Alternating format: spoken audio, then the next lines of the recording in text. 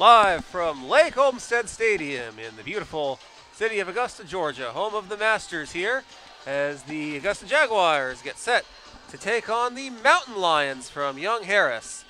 It's going to be an outstanding game here tonight. I'm Robert Ambrose alongside the one and only Blake Collins. How's it going today, Blake? Absolutely gorgeous. And it certainly is. Beautiful day, not a cloud in the sky, just like what we saw during the three-game series last weekend. Another game under the lights here at Lake Olmsted Stadium. Crystal clear skies. The Jags look to turn around a defeat against Newberry Tuesday. Let's see if they can do that with a tough Young Harris team coming in with conference play up for grabs in this three-game set. This is the first game of those three games, like you said, Blake. The second and third games will be tomorrow, a doubleheader beginning at 1 o'clock in the afternoon Eastern time here at Lake Olmsted Stadium. And Jaguars, the 6-3 loss on Wednesday here at the Lake to Newberry, and they were swept over the weekend here at home by Columbus State. They are currently 1-5 in the what is a 6-game homestand, or a 9-game homestand, which wraps up tomorrow with the doubleheader. Overall in the season, the Jaguars are 6-14, 4-8 in conference play. The Mountain Lions 4-5 in conference play. They have the same amount of wins in conference, but have played 3 fewer games in conference compared to the Jaguars. And overall, they are 8-10 on this season. The Mountain Lions come into this game. They took 2 out of 3 over the weekend at UNC Pembroke. On Friday, winning 8-4, and on Saturday, winning 10-4, but dropped the series finale, unable to complete the sweep.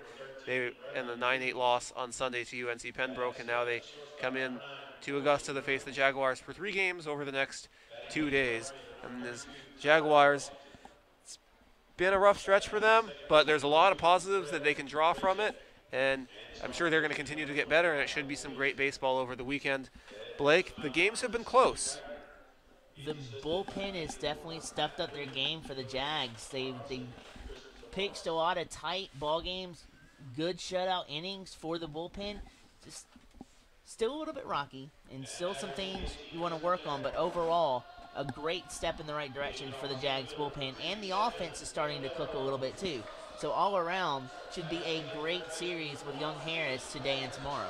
Jaguars starters introduced, and they're taking the field as we get set for the national anthem. Let's take a look at Blake, the Jaguars defense, as they are introduced to take the field. Devin Bill Ardella will lead it off and play center field. Jim Wagner, he is a very versatile player, played all over the field on defense this season. He's starting at third base today and hitting second. Harrison Moore in right field hitting third. The cleanup hitter for the Jaguars is Zach Goebel, and he will be the designated hitter tonight as well. Batting cleanup, Nathan Robertson, the second baseman, hitting fifth, and Ty Hobbs hitting sixth, playing first base. And Brent Alford, the catcher, starting behind the plate for the Jaguars, hits seventh. We will have Patrick Watson hitting eighth in left field, and Trent Maddox, the starting shortstop for the Jaguars, hitting ninth. And on the mound to pitch for the Jaguars is Matt Meeks. And we will now pause for the national anthem.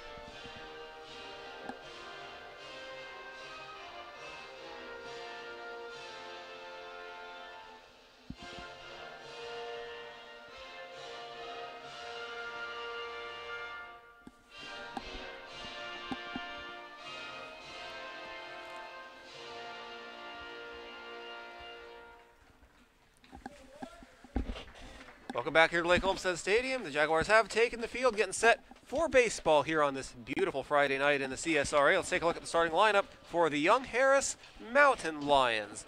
Leading off Logan Worley in left field.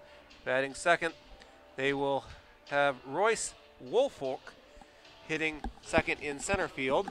And Jackson Jones, the third baseman, batting third.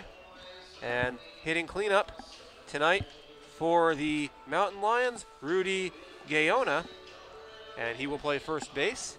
The starting catcher behind the plate for the Mountain Lions hitting fifth is Corey Ewald, and designated hitter hitting sixth, Bradley Cleese, and starting shortstop hitting seventh for the Mountain Lions, Corley Reynolds, and the right fielder hitting eighth, Tyler Washington, and the second baseman to round up the starting lineup for the Mountain Lions and hitting ninth is Brett Grazik.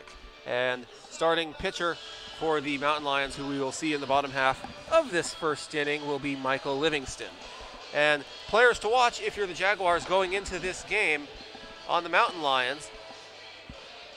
So their cleanup hitter, Rudy Gaona, he's hits .351 on the season. He's one of 3 Mountain Lions to have played and started in all 18 of the team's games so far in 2018. He hits cleanup, and barring a 3-up, 3-down top of the first, you'll see him this inning, and otherwise you'll see him the top of the second. So it'll be Logan Worley leading it off for the Mountain Lions, and here's the first pitch. He sees and he swings it, grounds it right to short, and it's bobbled, but the throw across the diamond is just in time as Trent Maddox, the starting shortstop for the Jaguars, is able to recover. After struggling a little bit, he's able to make the throw just in time for out number 1 here in the first inning, and that's a huge confidence booster for the Jaguars on defense. It's always important to keep the leadoff man off base. They were able to do so here. And also what you like on that play, too, was Maddox kept the ball in front of him, kept the ball down low, and then reacted very quickly to recuperate on the throw and fire it out to first base. No balls and a strike to Woolfolk, but who fouls the first pitch back. But on a play like that, you always want to keep the ball in front of you. Even if you can't scoop it cleanly, you want to knock it down and then run for the baseball on the ground and then fire a good clean throw, and Maddox did a great job there.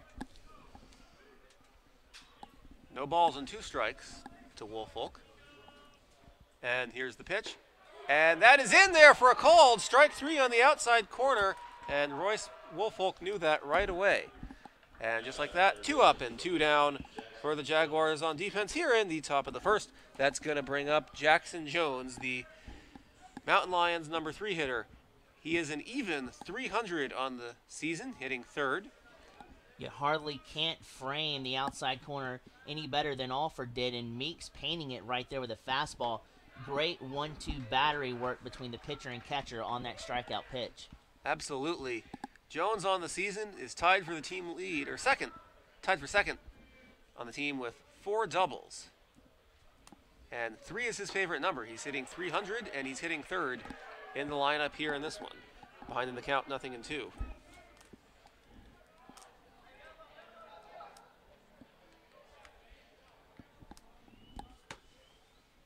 Now the 0-2 pitch. Misses for a ball, so the streak of 5 straight strikes thrown by Meeks is over. A ball and 2 strikes on Jones. Meeks is really doing really well spotting his fastball, and that's what you want. A quick start-off inning here in the top half of the first inning, working with 2 outs already.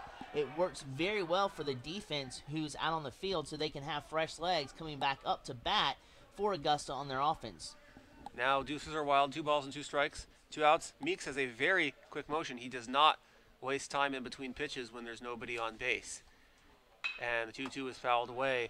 Count remains 2-2. That just gives opposing hitters barely enough time to catch their breath in between pitches.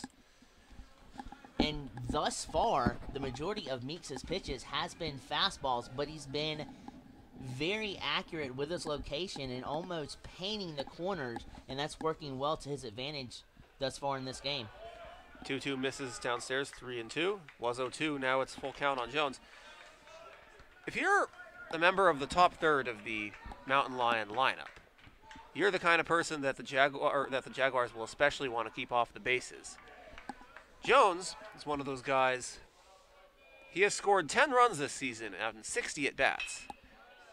So for every 6 at-bats he has, there's a 1 in 6 chance he's going to score based on that. And that's pretty good. So if you're the Jaguars, you want to keep him off the bases for that reason. Mixing in your sinker for Meeks will help him do just that. He's been doing that very well and gets a ground ball there. Through the hole on the left side. Goes past the diving Jim Wagner, who's starting at third base tonight. Has started in the outfield. He started at shortstop. He started just about everywhere on defense for the Jaguars. He's at third tonight, hitting second. And that's a single by Jones as he's able to get a hard hit grounder right by Wagner, who dove for it. So Jones on first, 2 outs. And the batter now is going to be Rudy Gaona. And Gaona, as I mentioned before, he's one of the players to watch on the Mountain Lions. 351 hitter on the season. Hitting cleanup has started in all 18 of the team's 2018 games. He fouls the first pitch away, 0-1. 7 doubles. Leads the team in doubles and in average. With Meeks being a right-handed thrower on the mound, though, the matchup advantage does go to Meeks because with Gaona being a right-handed batter, he won't be able to track the ball as well if he was in the left-hander's batter's box. So the advantage definitely goes to Meeks here. And the 0-1 in there, a called strike. Gaona was indecisive about whether or not to swing, kind of pulled back. It was a nasty pitch resulting in a called strike 2 anyway. Yeah, 2 defensive swings on a fastball burying Gaona inside. Let's see if Meeks decides to go with a sinker here, change the eye level, and change the speed of the baseball. The 0-2 popped up. It's going to go in the air to right field. Going in, and Mason Robertson goes over from second and makes the catch just barely in fair territory. That ends the inning. Jaguars come to bat with no score as we go to the bottom of the first here at the Lake. We'll be back.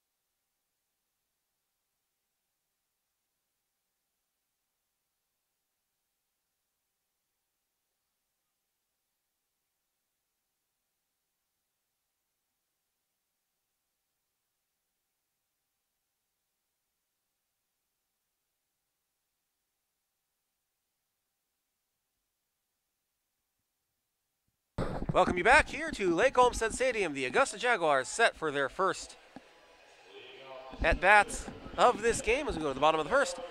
As we look at their starting lineup, Devin Billardello is the leadoff hitter playing center field. Jim Wagner, the third baseman, hitting second. Harrison Moore in right field hitting third. The designated hitter hitting cleanup for the Jaguars is Zach Goebel, and hitting fifth, Mason Robertson, the starting second baseman. Ty Hobbs at first base hitting sixth. We'll give you the rest of the lineup in just a moment. Billardello is set, ready for the first pitch. And here is the pitch. And it's a called strike on the knees, 0-1. To round up the lineup for the Jaguars, Brent Alford, the starting catcher behind the plate, hits seventh. Patrick Watson at left field hitting eighth. And Trent Maddox, the starting shortstop, hits ninth. The 0-1 pitch to Bill Ardello is also a called strike on the outside corner. So similarly, Blake, we saw from Meeks how he liked to paint the corners and did so as well as anybody could in the top of the first inning. Now we're seeing the same thing from Livingston and the Mountain Lions. Absolutely. This time breaking a slider across the outside corner. Great pitch from Livingston here. High pop fly. It's going to go into the outfield. 3 Mountain Lions giving chase. And it's going to be Woolfolk making the catch, the center fielder for the Mountain Lions, calling off his 2 teammates, 1 away. Great ring generalship out there in center field. Usually the center fielder takes charge in the outfield, and that's exactly what he did there, calling off the right fielder and the second baseman. And it would have been a tougher play for the second baseman to make behind his back. So a great realization of where the ball was hit, and a great ring generalship there to take charge of that play from Woolfolk, the center fielder. 1 out, nobody on. Now a ball and no strikes is the count to Jim Wagner. Tonight the Jaguars' 3rd baseman. Now the pitch. 1-0 pitch on its way from Wagner. And that's in there, a called strike. 1 ball and 1 strike, count is even. So Michael Livingston on the mound tonight for the Mountain Lions. He's 1-1 on the season, a 3.55 ERA in 6 appearances. This is his 7th appearance and his 6th start of the season. He is the team leader in strikeouts with 44. The second leader in strikeouts is Matt Zabo with 28. So clearly Livingston is setting the pace pretty easily for the Mountain Lions. The 1-2, called strike 3. Down on strikes is Wagner on a pitch that he thought had missed inside, but it just hit the outside corner.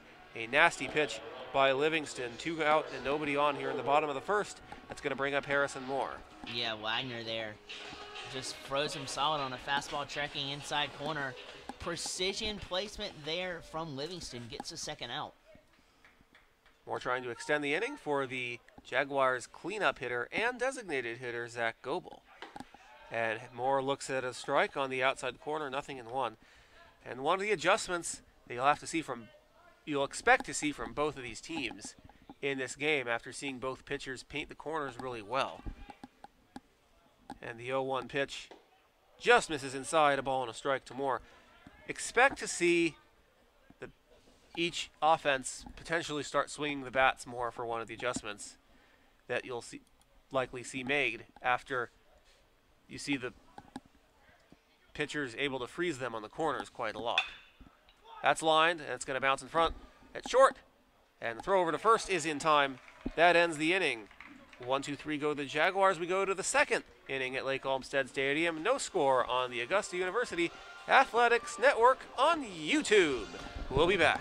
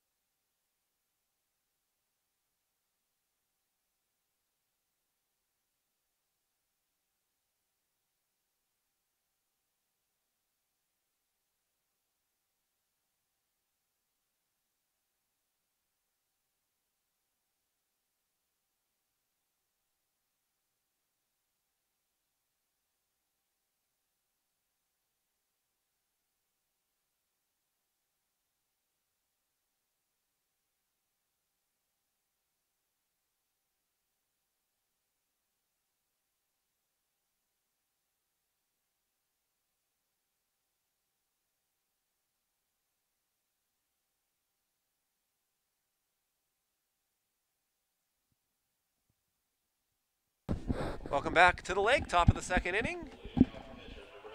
The Mountain Lions of Young Harris coming to bat, and they will start the inning off. Their starting catcher coming to bat, that is Cody Ewald, their number 5 hitter on the night. Yeah, Robert, you were talking about some of the adjustments for Young Harris, especially with them coming into the top half of the second. Look for them to be a little bit more disciplined at the plate and work more counts in the hitter's favor. They were swinging early, and it got them down in 0-2 holes very quickly. And the discipline and working the counts is definitely not easy when the pitchers are painting the corners really well. And Ewald sprints to first after getting hit in the back by the pitch. So the leadoff man is on here in the second for the Mountain Lions. That's going to bring up Bradley Cleese, the first baseman, sophomore from Tallahassee, the Florida State capital.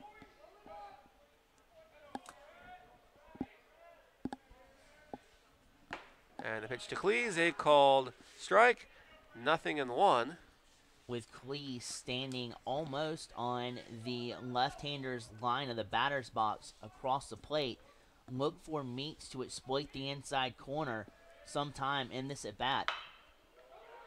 And Cleese grounds to second for one. Wagner throws to first in time and completes the double play.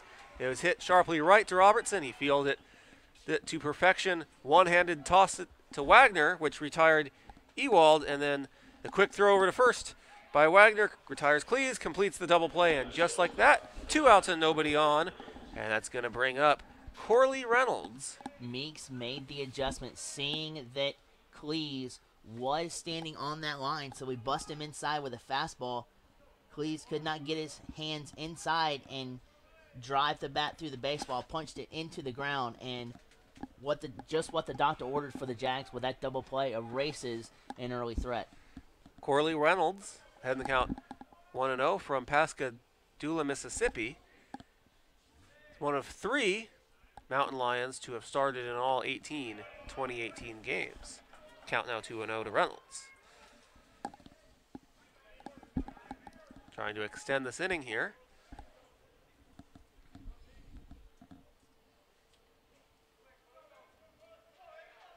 I believe this is the first time this game that Meeks has fallen behind a young Harris hitter. Count now 2 balls and a strike.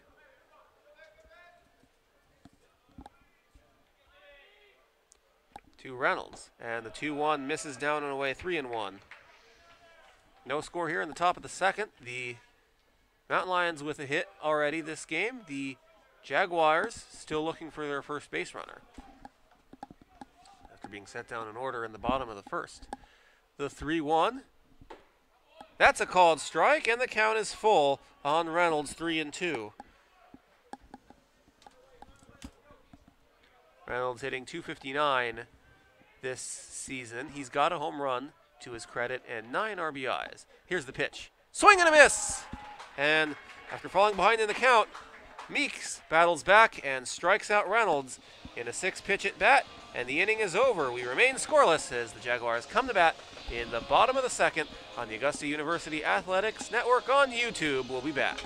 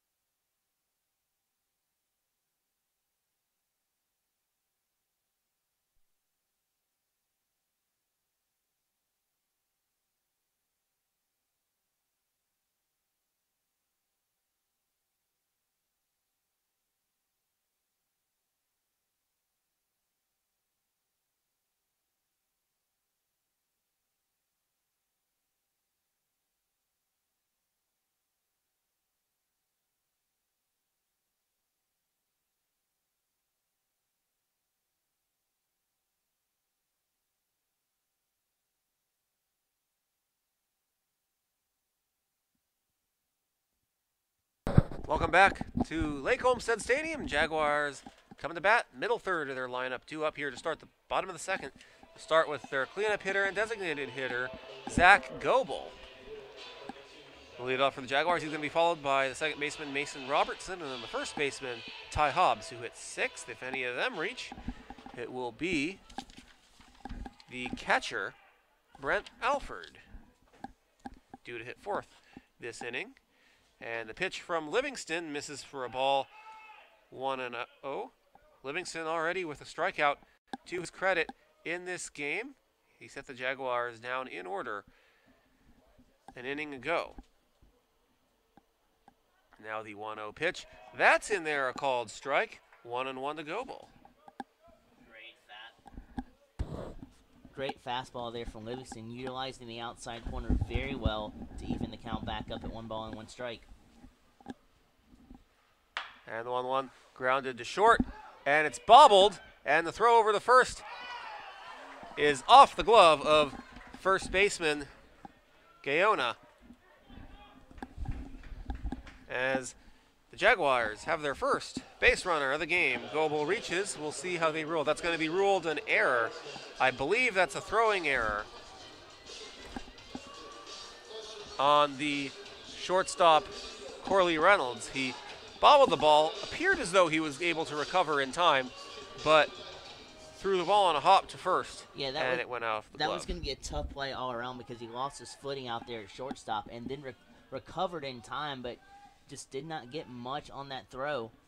And Goebel beat it out. And not only that, but the first baseman for Young Harris could not come up with that throw in the dirt cleanly. So all the way around, that was just going to be a tough play. And the Jags are starting to cook now with Goebel at first and ahead in this count with Mason Robertson in the dish, 1 ball and no strike. Time is called. Robertson will step out, take a deep breath. Ahead in the count here, 1-0, like you said, and it's going to drastically change the complexion of this inning as the error by Reynolds results in the Jaguars getting the leadoff man on this inning, and that's a huge start to the inning for the Jaguars. Robertson pops that one up in the air to left field, and Reynolds comes out and calls off his left fielder teammate Worley and makes the catch. Way out in left field, covered a lot of ground there, did the shortstop Reynolds to make the first out. That was arguably a more difficult play than the play he bobbled on the last play, running out to left field, catching the ball blindly over his shoulder. Great precision, great accuracy on the catch, and then the wherewithal to turn around and throw the ball into the infield, not allowing Goebel to migrate to second. Excellent play from the Young Harris shortstop. And here's the pitch to Hobbs, called strike, 0-1. Ty Hobbs is the starting first baseman for the Jaguars. Not a big lead at all at first base for Zach Goebel, the Jaguars DH at first base. The 0-1 pitch, and that just misses for ball 1, and a good job by Hobbs to lay off of it, as for just a split second, Blake, he looked like he was thinking about swinging at it, but is able to lay off just in time. Ace is wild, a ball, a strike, an out, runner on first. And the 0-1, swung on, grounded, right back to Reynolds, off his glove again. He picks it up, throws to second, in time to first. Not in time, so they get the lead runner at second, as Reynolds that time is able to recover and get the lead runner, but unable to turn the double play, although had he been able to field that cleanly, who knows what would have happened. Hobbs showing the heart and speed, though. The first baseman for the Jags, moseying down that line, beats out the wrap, but you're right. If that ball would have been come up cleanly, then we're talking about a different story moving into the top half of the third. If you ever heard of a busy inning on defense in baseball, if you're wondering what that is, just ask Reynolds. He is definitely getting his exercise here in the Jags second. Here's the pitch to Alford, and the catcher, Brent Alford, looks at a strike, 0-1.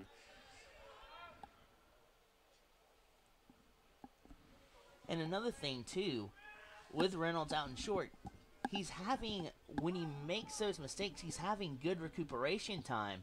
It's just the other fundamentals that are not necessarily saying on point for the shortstop that's causing calamity for him, but Young Harris has a chance to get out of this inning with minimal damage done. 0-2 on Alford.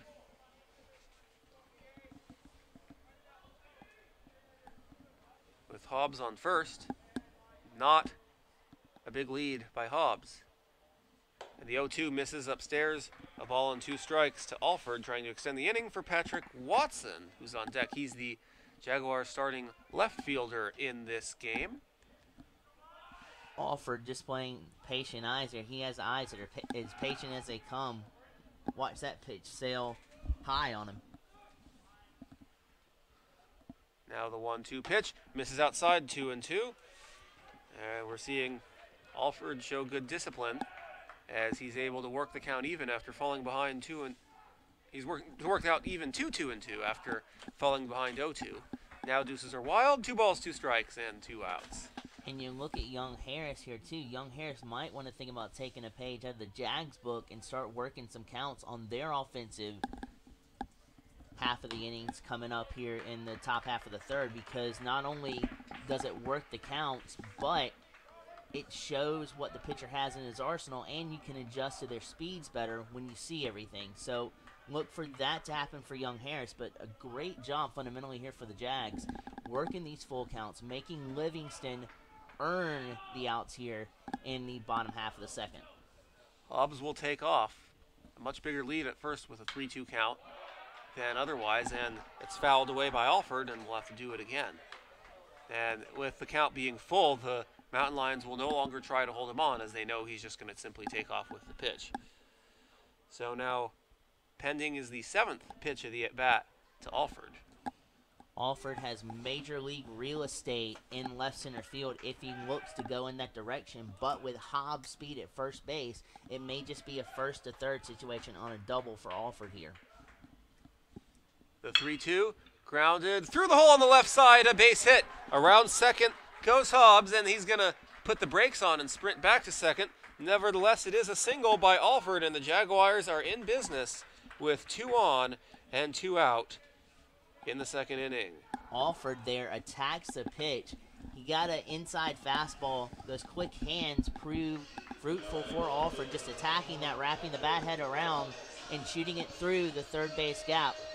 One at bat for Alford to extend this inning. Now Livingston is going to have to throw extra pitches to get out of this inning unharmed. So here's Watson.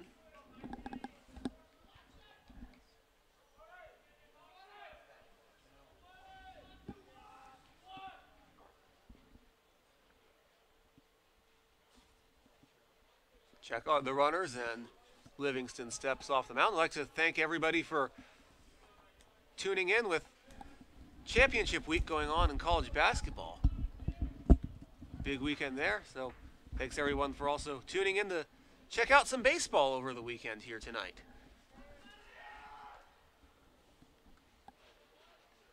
And the pitch to Watson is a called strike, 0-1. Phenomenal changeup to start the at-bat by Livingston. You can see the speed break off of that changeup and just drops right in the zone. Not much Watson can do, but just watch that hit the glove. Great pitch.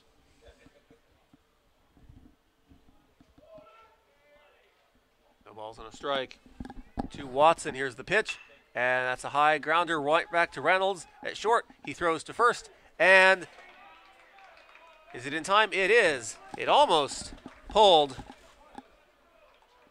Gayona's foot off the bag, but he's able to keep his foot on the bag and make the play in time for the out. So the Jaguars strand a pair of runners. No score as we go to the top of the third here at the Lake. We'll be back.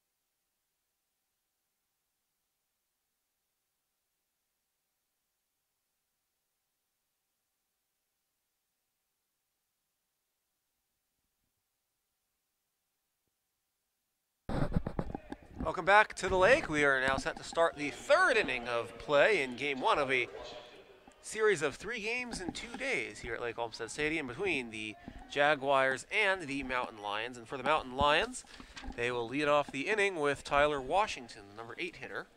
And for Meeks, continue to execute your pitches and pinpoint those corners, because as aggressive as these Young Harris hitters are, you have them off balance, and it's definitely working in your favor, only giving up 1 hit, so keep continuing to pound those corners.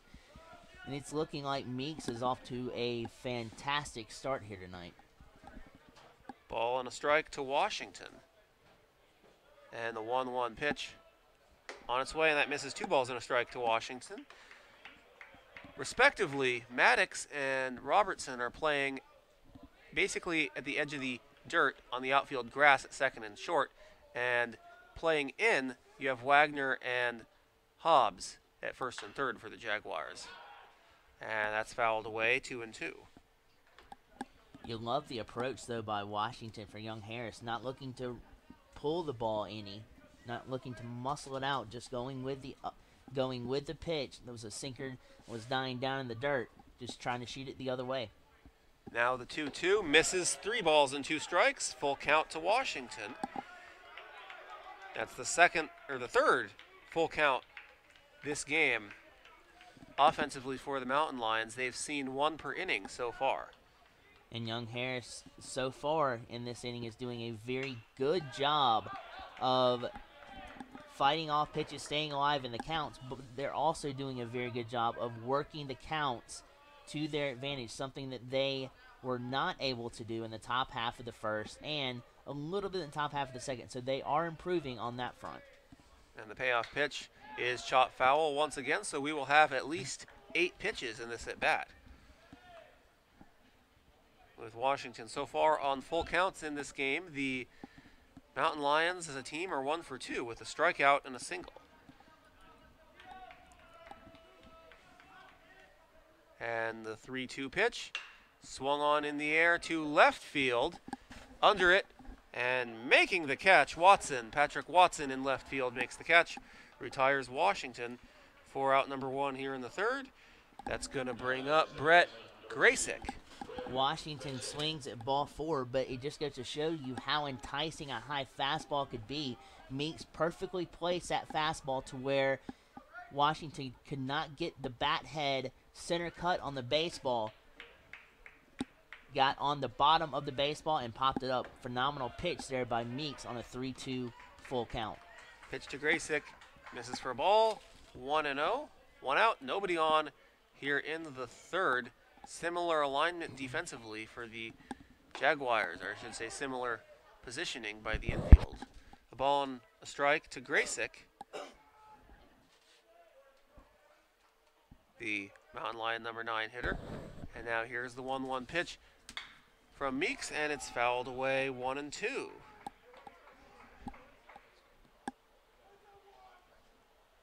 There's hardly been any wind at all in this game. What is a beautiful night. Beautiful sunset here on the East Coast at this time. And the pitch is fouled away by Graysick. Still 1-2. Starting on Sunday, it's going to stay light for at least an hour later for the next 9 months or so. But till daylight savings time. To your point about the wind, too, it also shows you the true strengths of the batters. You see Meeks with a wicked sinker, strike on a strike 3 call from Graysick there, went down swinging. He thought for a moment that the third strike was not caught, but Goebel was able to catch it cleanly behind the plate. Correction, Alford, the catcher for the Jaguars, able to catch it cleanly to complete the strikeout. So back to the top of the order now, and Logan Worley, and Worley looks at a strike, 0-1. We were talking about the wind not necessarily blowing. You'll get to see the true strength of the batter if they were to knock it out of the park. But the trick to that is using the pitcher's speed against him.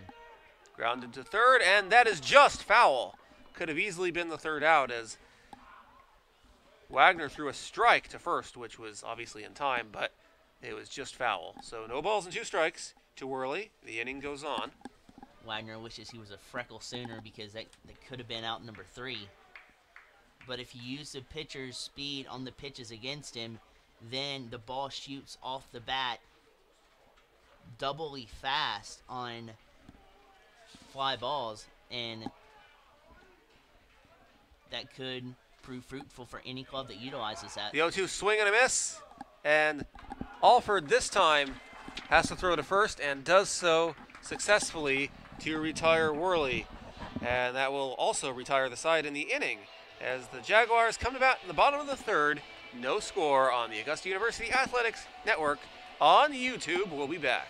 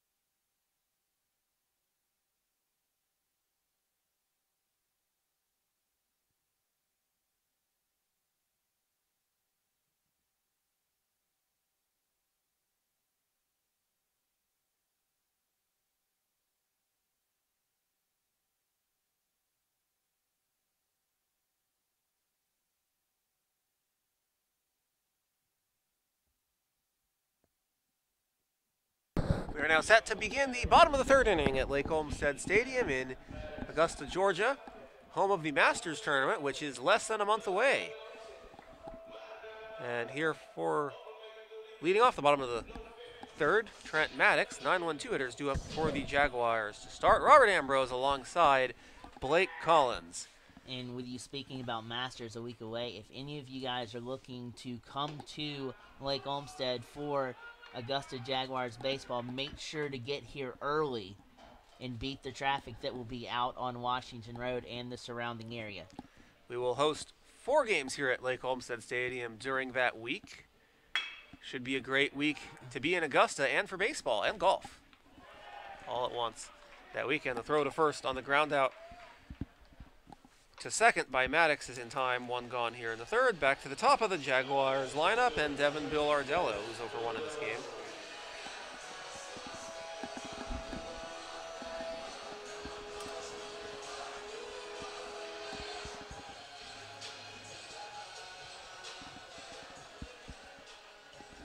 So here's Bill Ardello, over 1 this game. He flew out center field his first time up, leading off the 1st inning.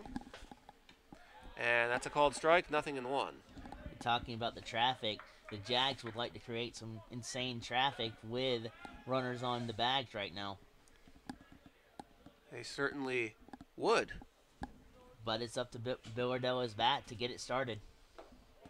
The 0-1 misses, ball and a strike. After this weekend, Jaguars will play 4 games on the road next week, a game at Benedict in Columbia, and then at Flagler in St. Augustine, Florida for the 3-game series. And then we'll return home to the lake on Wednesday night, a 5 o'clock start time against Coker.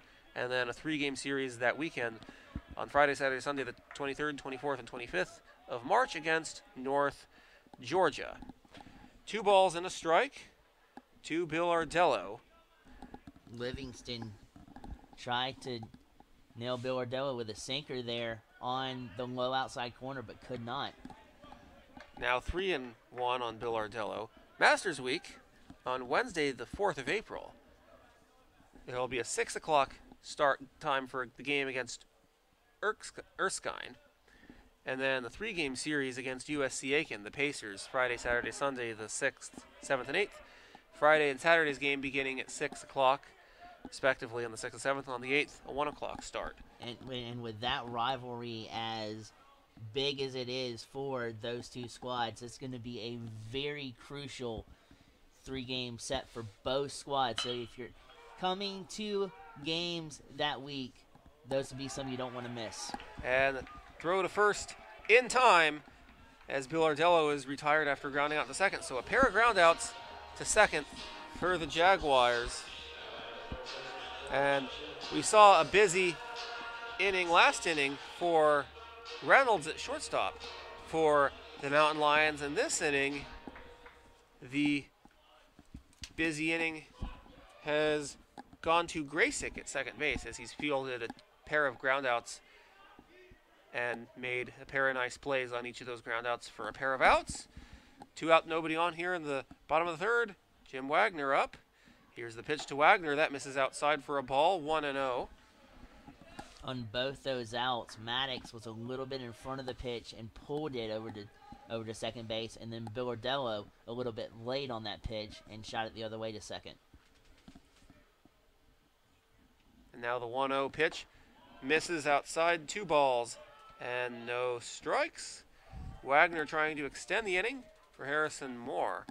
No score here in the bottom of the third, each team with a single hit in this game.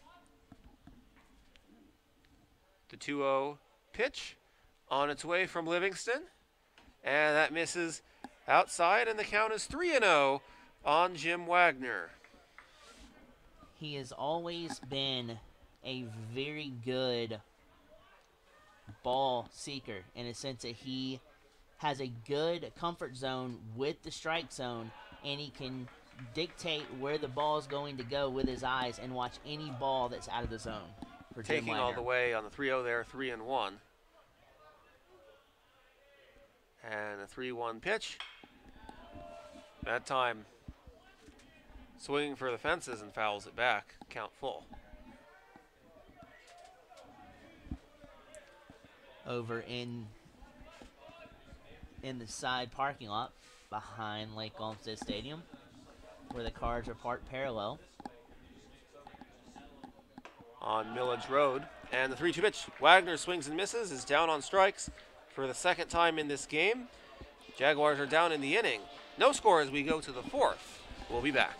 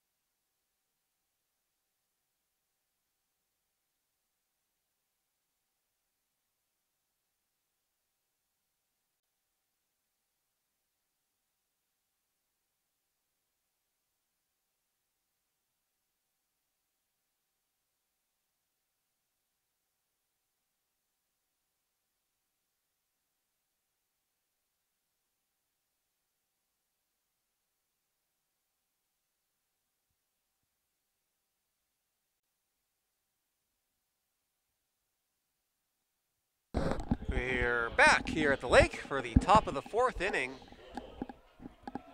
in the game in which so far there has not been any scoring, knock on wood as we speak. And to take you through the middle 3 innings of play-by-play, I'm going to turn it over to my partner in crime, Blake Collins. Blake, take it away. Thank you, Robert. The first man to contest the sharp throwing Meeks on the mound for the Jags is their center fielder, Woolfolk. And the first pitch he sees, slider sliding outside. Very good pitch from Meeks to start off. Meeks continuing to paint the corners, is which he has done so well in the first 3 innings of this game. Tried to entice Woolfolk there with a sinker. Could not get any swing on the ball. Woolfolk looks, and he sends a liner, and Watson with a phenomenal catch out in left field trekking back on the baseball with his back to the infield, making the over-the-shoulder catch. Great play from Watson to garner the first out in Young Harris's half of the 4th inning. That was an outstanding catch by Watson. He had to turn around several times and still be able to keep his eyes on the ball, and saw it the whole way to his glove while taking several steps back. Outstanding catch. Jones, Young Harris's third baseman, does not waste any time trying to send a sinker ball sailing into the outfield. Misses completely on that swing. There again is a sharp throwing Meeks, almost like a sharpshooter with his pitches right now, nailing the outside corner yet again. And it's also, you're seeing a lot of 0-2 counts from Meeks. Ahead of the count, 2 strikes now to Jones.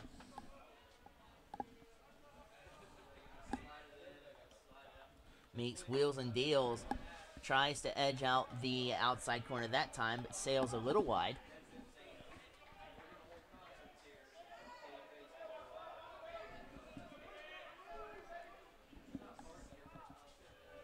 Meeks still is ahead in the count, 1 ball and 2 strikes.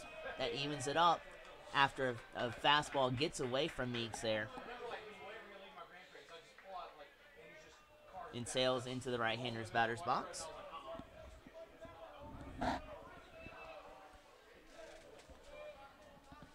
Mentioned again, a gorgeous night here at Lake Olmsted Stadium. The lights are fully on bright now. And Meeks is the shining star for the Jags on the bump, as he's only allowed 1 hit through 4, or 3 1/3 up until this point.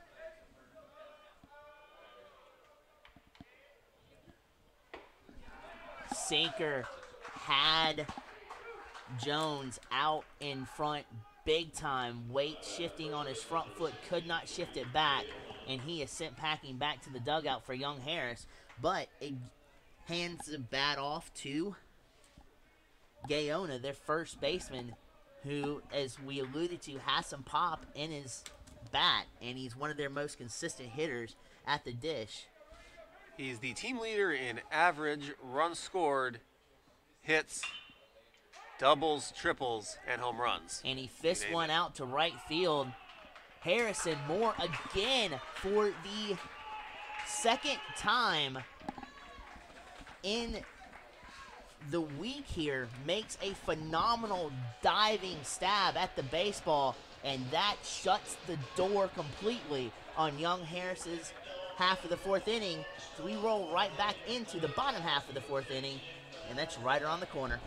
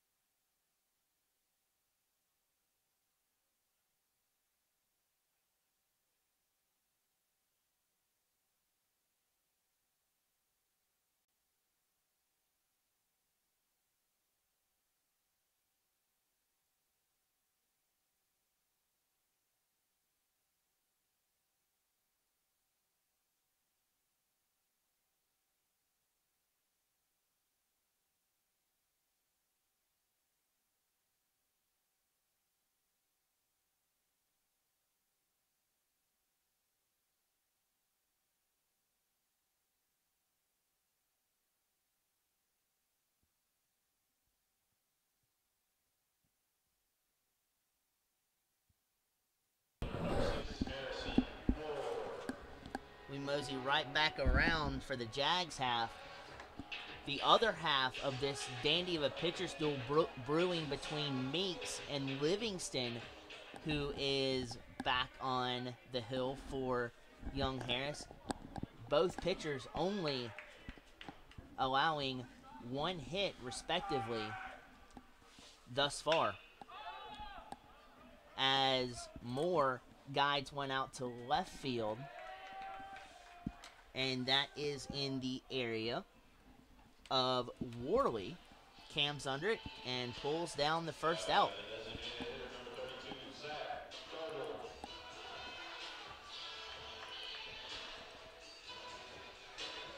Zach Goebel comes calling it the dish.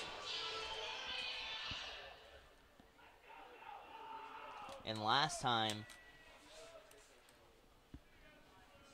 he came up, he reached base on a wonky play at shortstop that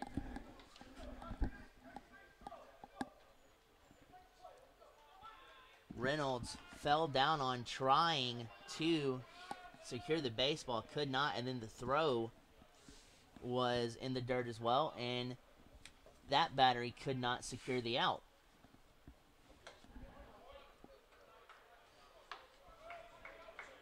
And now Goebel tracked back even in the count, 1 ball and 1 strike.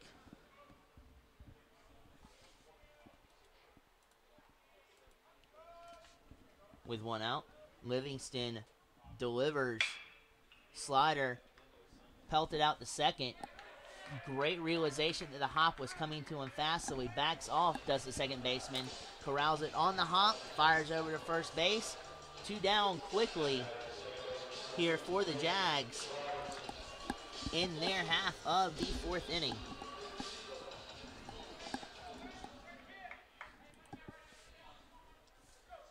And that'll make way for Mason Robertson looking to ignite this offense.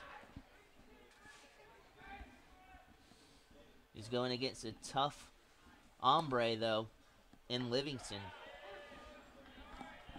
Again, finds the lower part of the strike zone, pegging that lower outside corner.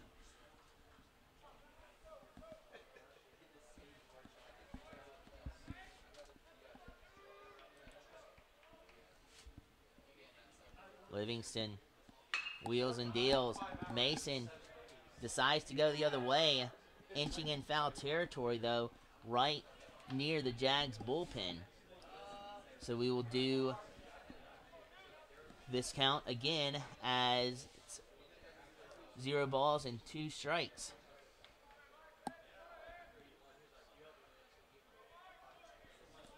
Now, Robert, you would think here Mason would be in protection mode. Oh, absolutely. Got to protect the plate with 2 strikes and 2 outs. He does just that. And again, Reynolds is having defensive miscues out on the diamond as he was right in front of that pitch, or of that ground ball. Just the ball veered to his right a little bit, or left, excuse me, glove side. Could not field it cleanly, and Jags will take any type of base runners they can off of an error.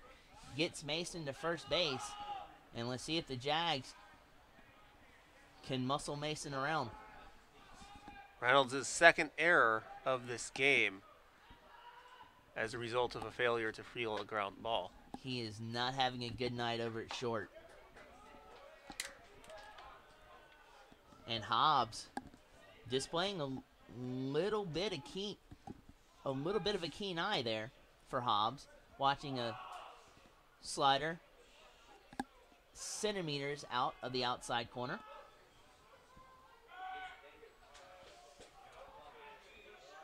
Livingston's command is failing just a tad bit here. As we see him come set, he winds up and fires.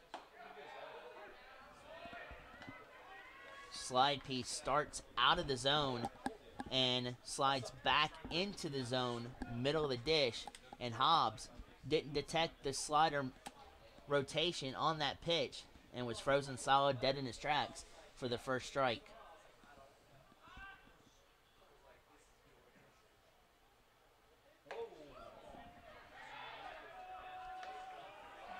The ball got away from Livingston a little bit, released it early than his release point, and it sailed upwards of Hobbs' head, but Hobbs able to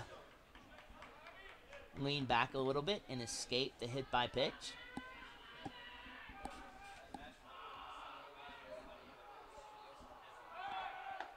Livingston fires that time a sinker that Hobbs with another very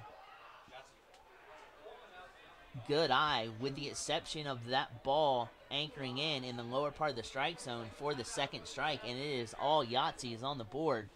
2 balls, 2 strikes, and we have 2 outs.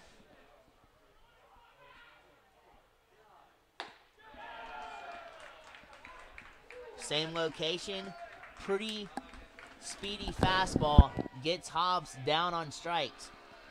Jags threat, a modicum threat at that, but they could not stretch it across the board. So we are still deadlocked at 0 with a pitcher's duel well underway here as we mosey into the top half of the 5th inning. You do not want to go anywhere.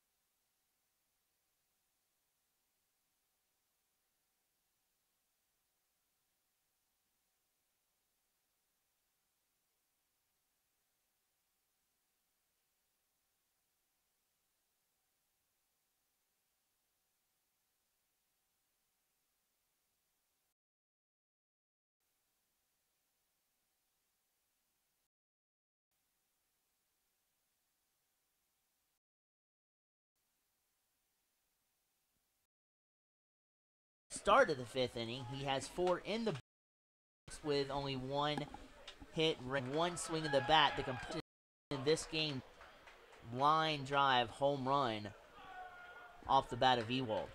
Well, in a pitcher's duel, those little runs and those big home run like that can loom large in this game, especially when struggling to score. And Jaguars will have to look to answer, which won't be easy against Livingston the way he's pitching today so far. Meeks made one mistake of elevating a fastball up in the zone. Typically, that gets a swing through if it's elevated higher. He had it lower in the zone that time, up toward the shoulders, and Ewald just sent it sailing out of here. Meeks back on the bump now, back to work, and ushers in a first pitch strike to Cleese at the dish. And quickly, like in the first inning, a rapid 0 ball and 2 strike count to Cleese.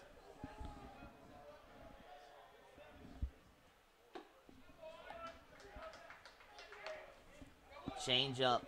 Cleese hoping for a fastball, gets rung up on a changeup, and he is walking back to the dugout for the first out. What a difference a pair of at-bat makes, as Ewald, who homered the lead off the inning, and Meeks is able to come right back at it and strike Cleese out. Well, the next batter. Not only that, but the home run negates any pressure. So, as that ball is rocketed out into left field, Watson plays it cleanly off the wall, but the speed from Reynolds right there secures second base.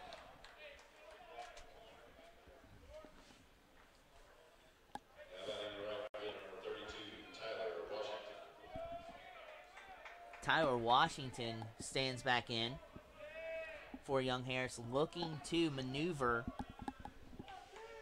Reynolds over from second to third.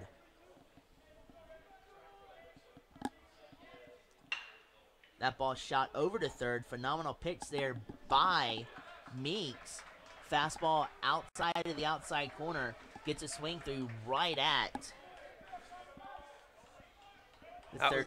That was a beautiful play, Blake, by Wagner, as he was in perfect position, ready for that to field the ball. He was right in front of it and able to make the play and an easy throw to first. And when you play even with the bag, you have to react even quicker to the baseball, except when it's hit right at you. A great reaction there by Wagner to secure the ball, and then great transfer to throw over.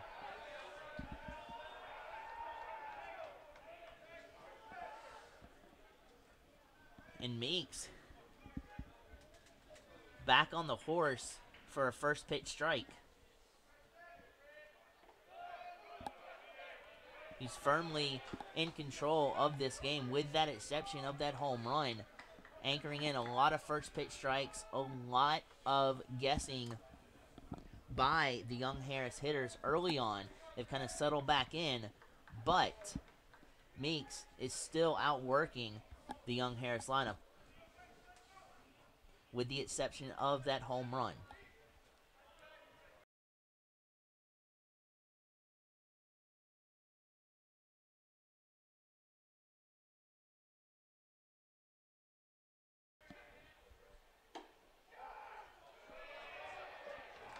Curveball that time for Meeks. Cannot touch the low outside corner.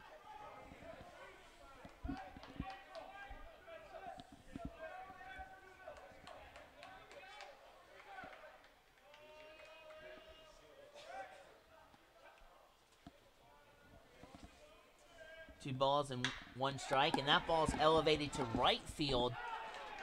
Gets down in front of Moore. Second base is the target, and with that throw, Young Harris knocks in their second run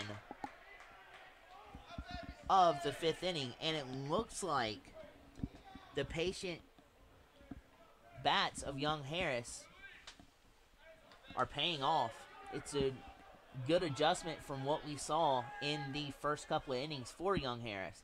Now it's up to Meeks to adjust to that. He's been pitching a whale of a game. Still a very good quality start with only 4 hits on the board for Young Harris. Again, navigates that pitch over the heart of the plate, and first pitch strikes are very prominent in this game, Robert. They absolutely are, and it's one of the reasons why it's been a low-scoring game so far, as both pitchers have been able to use getting ahead in the count to their advantage and paint the corners really well in this game. That ball skied into center field. Billardello comes down with that catch, but Young Harris ignites for 2 runs. Can the Jags come creeping back up and make this game closer, or even take the lead? There's only one way to find out. Stay tuned.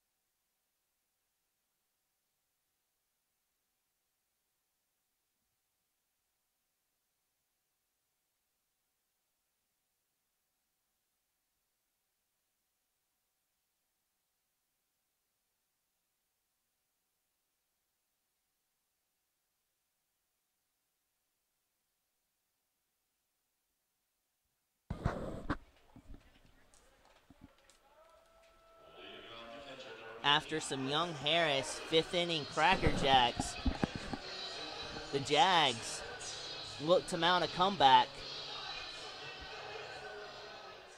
as Livingston is still on the mound, only giving up 1 hit on the night to this point.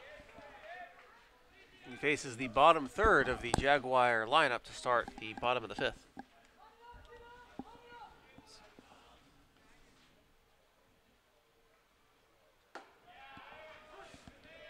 And Alford didn't like what he saw there, but the strike is secured.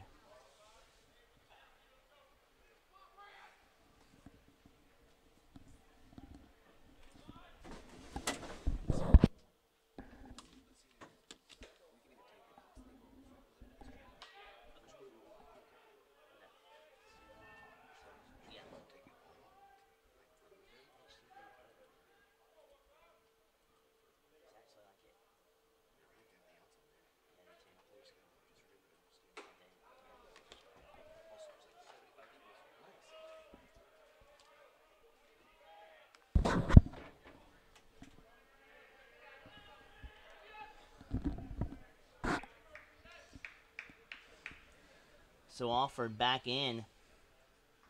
3 balls and 1 strike. Doesn't take the second strike there. Skies that one into center field. And that is where Warfolk comes down with the grab for the first out.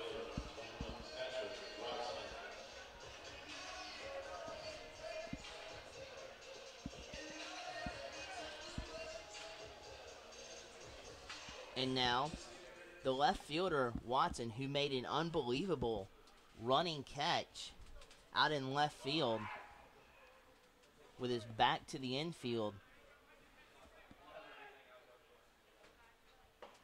now has a chance at the dish. And a fastball inside, but connects with the inside corner.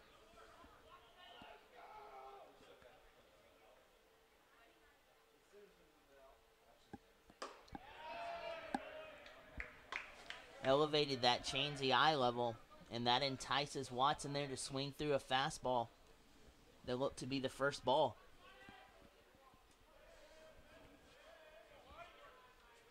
So you've got a no ball and 2 strike count.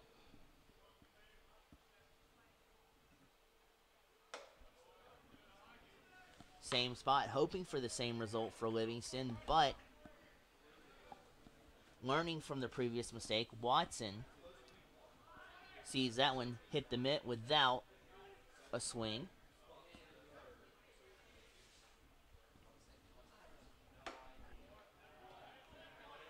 He's trying to continuously paint that outside corner, but it's 2 straight balls that sailed just beyond that corner for Livingston.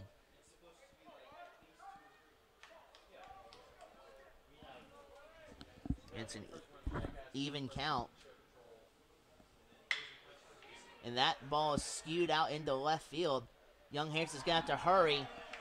And they make a phenomenal diving stab out in left field. And Worley is a recipient and brings down that catch. Covered tremendous ground and comes up with an incredible catch as Watson retreats back to the dugout, giving way to Trent Maddox with 2 down. That was a similar catch to what we saw made by Watson himself out in left field for the Jaguars an inning and a half ago. Absolutely. Both participants running a little bit more degree of difficulty, if I can get it out of my mouth, degree of difficulty there attributed to Young Harris with that diving stab. But the comparison there, too, also, to bring that into what we're talking about, is that diving stab in right field by Moore with that sliding grab he made earlier in right field. As Livingston tries to bait the inside corner, but Maddox bid on it and served it foul.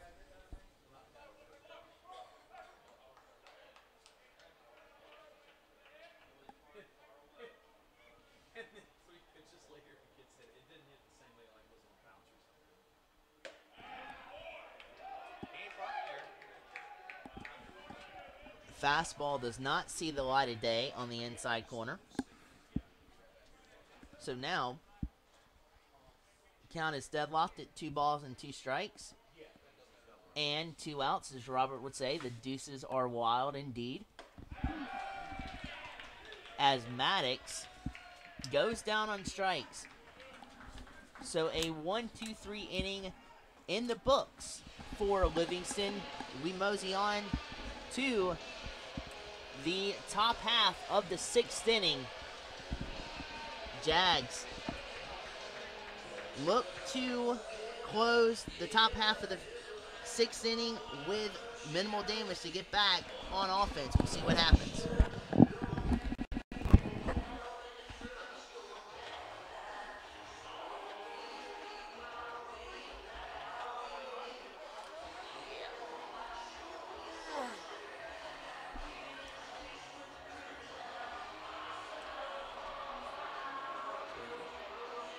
Oh, nice.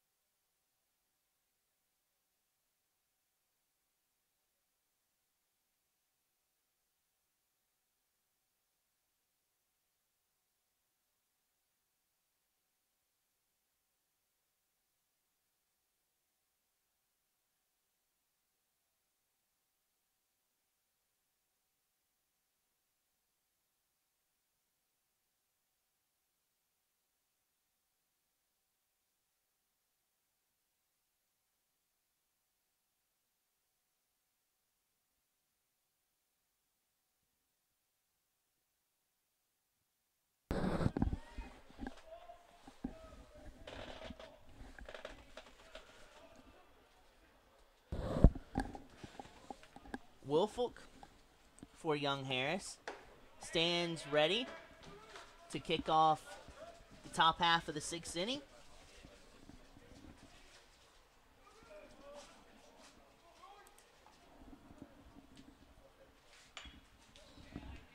Meeks battles back on an inside fastball that Woolfolk could not get his bat around.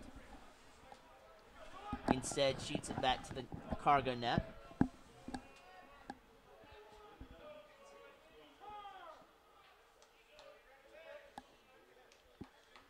Trying to throw off Meeks' timing a little bit. He was about to get ready to pitch, but Woolfolk takes a second, stands out of the box. Now he's ready to compete. Meeks, the ever-present outside corner, is met with a firing strike.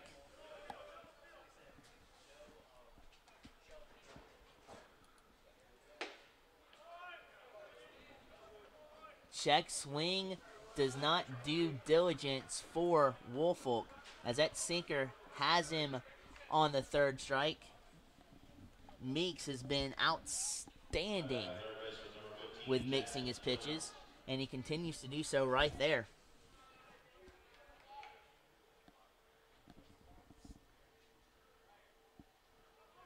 Is now the 3rd baseman, Jones, attempts to shoot one and get on base, and he does just that as inside out approach garners him a 1-out base hit. And Robert, that is the way you tackle inside pitches with that inside out approach. Well, it is, and that's one of the adjustments so far that we've seen the Mountain Lions able to make. We talked earlier about some of the adjustments that we'd have to see from both teams when both starting pitchers were really on target early on. And so far, the Mountain Lions have answered the bell, and it's going to be the Jaguars' turn to do so soon if they want to get back into this game. Meeks tries to pound high in the strike zone, but could not find any strike real estate as the ball sails high.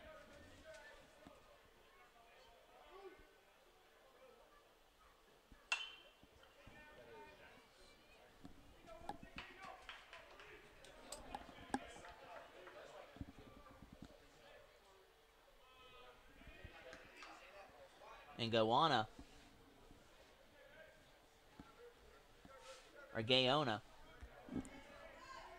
swings at ball number 2, and the 1st strike is on the board for Meeks.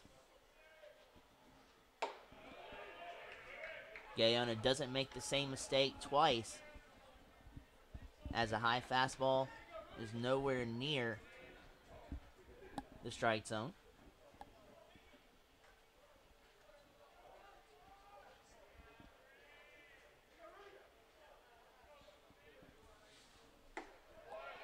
Meeks has not been behind in the count for very long at all this game, as he comes firing back with the 2nd strike, and that pitch deadlocks the count at 2 balls and 2 strikes.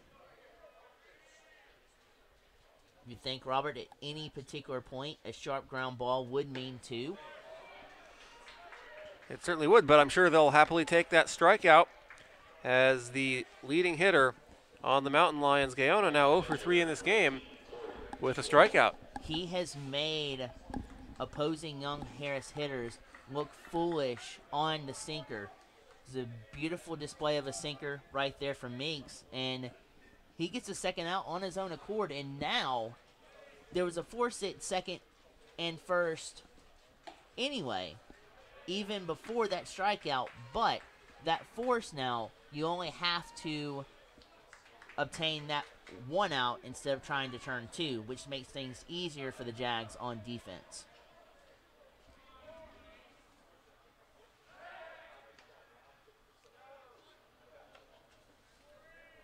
Trying to keep Jones at bay.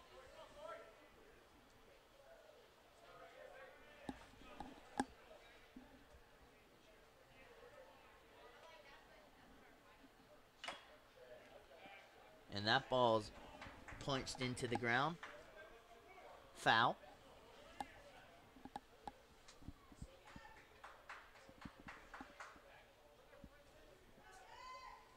You've got Ewald back up at the dish, who saw what the score was, the deadlocking score, and took things into his own hands and created the offense on the board for Young Harris with a surging home run that catapulted them out to a 1-0 lead. That was a line drive rocket just over the fence in left field and just stayed fair as well, as it was down the left field line and to lead off the 5th and change the complexion of this game. Meekso is not going down this time without a fight as the slider secures a second strike.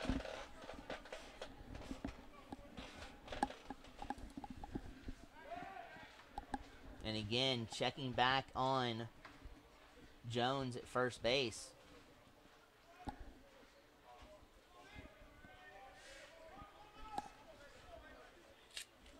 Jones doesn't have more than a 3-step lead as that sinker cannot find the strike zone.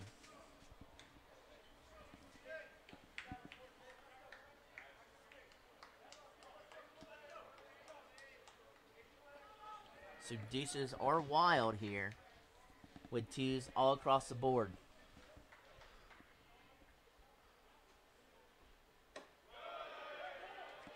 Tried to locate the upper part of the strike zone with a fastball. Could not edge any part of the strike zone out, so Meeks in a rare full count now has to work to try to retire Ewald.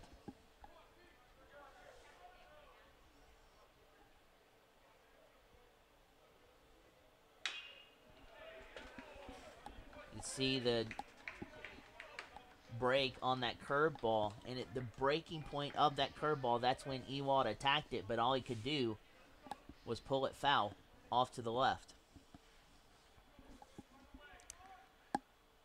He homered to lead off the inning last inning on a 2-0 pitch, and this time he works the count full here with 2 outs.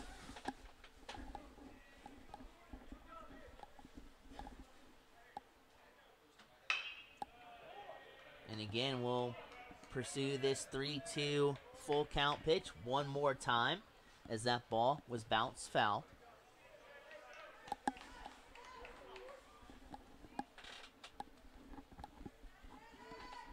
Meeks is trying to shut the door for inning number 5, for the 5th time, I should say, in this ball game.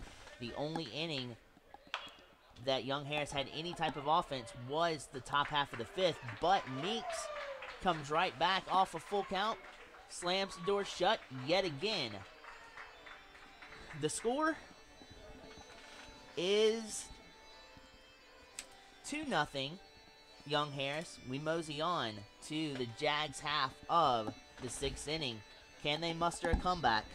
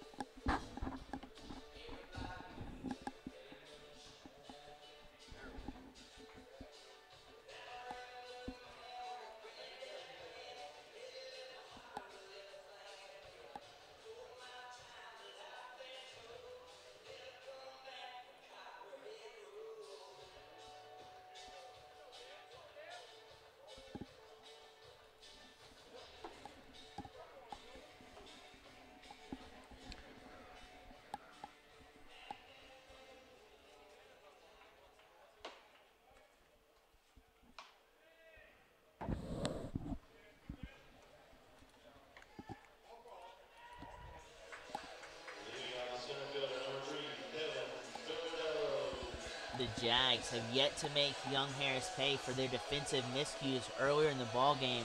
Let's see if the Jags can surge here, get a rally started, and tack on some runs. As Livingston is still on the mountain with only one hit given up, it would be hard-pressed to take him out in this situation. As the first pitch he delivers is a ball.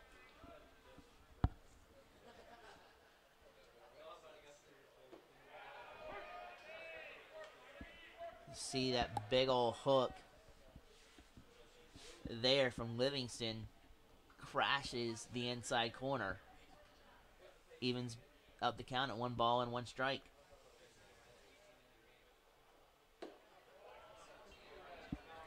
Tailing fastball motors too far outside.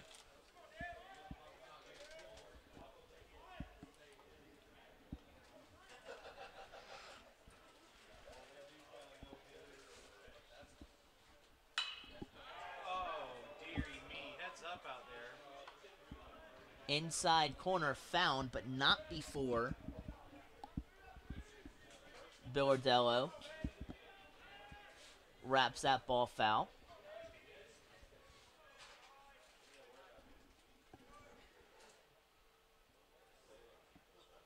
It'll be a present for somebody out in the concourse. Sinker from Livingston is on point and sends Billardello backpacking into the Jags dugout.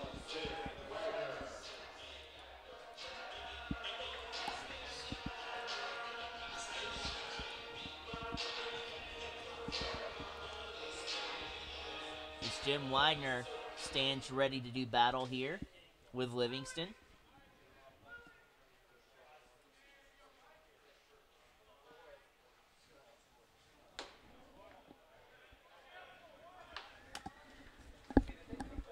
Wagner maneuvered out of the way of that high and inside pitch.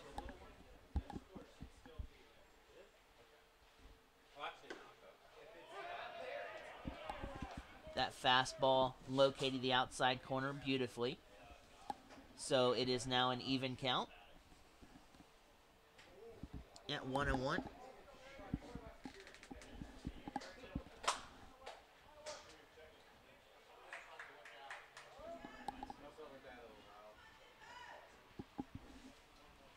And Robert, Livingston has just come in and has shut the door beautifully thus far in this game on the Jags as Wagner tries to get something going here, but stares at strike number 2. Yeah, the Jaguars, their hitters 1 through 6 in their lineup, hitless in this game. Their only hit in this game came by way of the catcher, Brent Alford, back in inning number 2.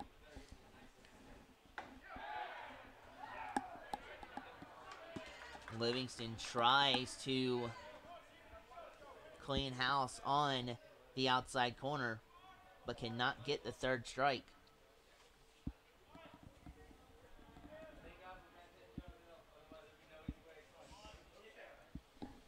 Livingston lives downstairs, but Wagner able to get a piece.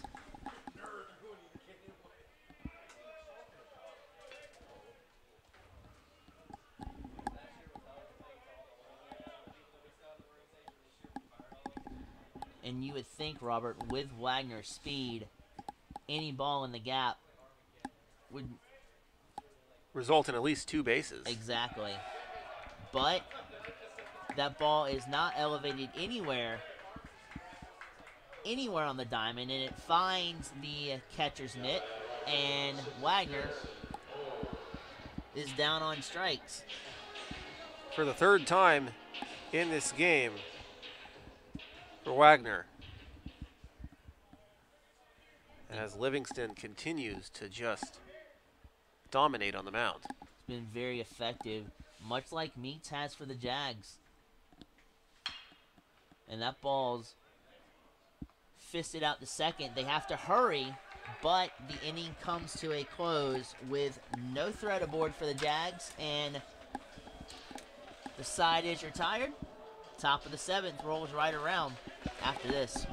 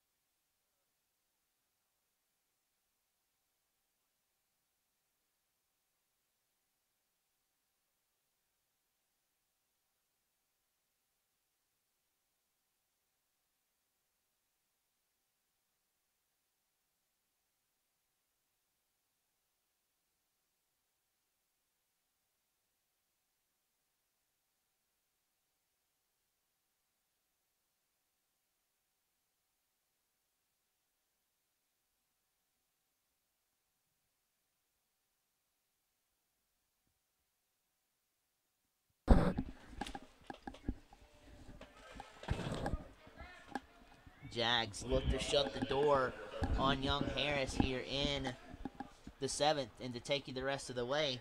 Robert, I'm shooting it back over to you. Thank you, Blake.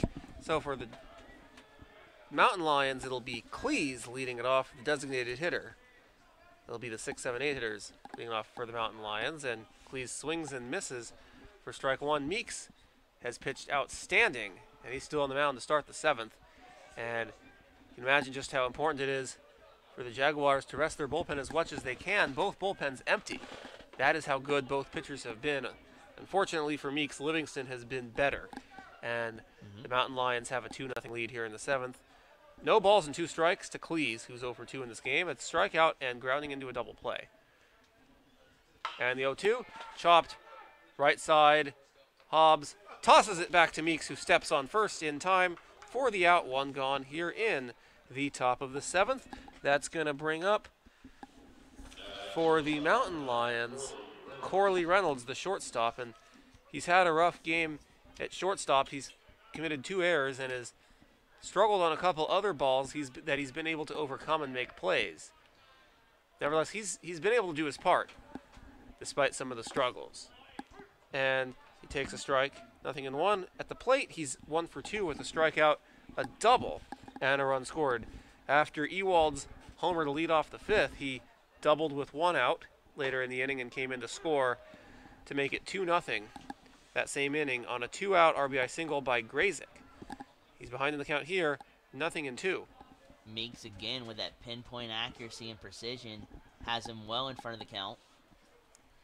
And the 0-2 checked his swing. Did he go? He did not. That is the first ball thrown this inning by Meeks. That is how on he's been. And he's continuing to hit his spots for the most part, as you can see here in the 7th. In that first at bat, the psychology for Meeks was absolutely prevalent there. What does the leadoff hitter expect? A fastball. What does Meeks come with? A sinker dying in the dirt, and he gets the first out very quickly. So his psychology has been on point all game long for the pitcher Meeks. And Reynolds looks at strike 3 on a pitch on a curveball that curved in and hits the outside corner, or the inside corner. And I think Reynolds thought that was a little more inside. But it was just over the plate. And a called strike 3 on Reynolds, 2 out, nobody on. That's going to bring up Washington. Here's the pitch to Washington. That misses in the dirt. Ball and no strikes. Trying to extend the inning for Grazik.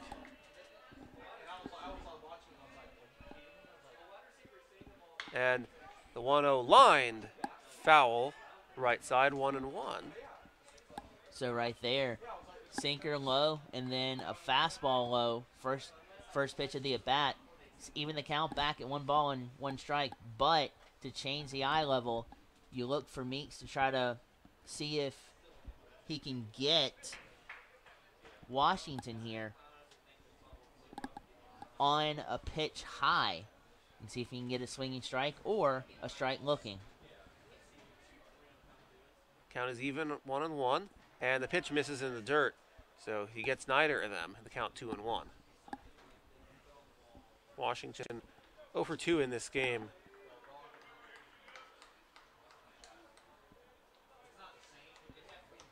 Nine strikeouts recorded in this game by Meeks. And believe it or not, Washington swings and lines 1 foul, 2-2. He is the only Mountain Lion starter, actually one of 2 starters on the Mountain Lions in this game to have not struck out. The other being Ewald, who homered. The 2-2 pitch. That's in the dirt. Count is full. 3-2 to Washington. With great power comes the opportunity for strikeouts, and Meeks is capitalizing on that because, as we've been talking about with Gaona and a couple of other young Harris hitters, they have great power, but they haven't been able to string consistent at-bats together other than their 2-run inning in the 5th. But other than that, it's been lights out for Meeks.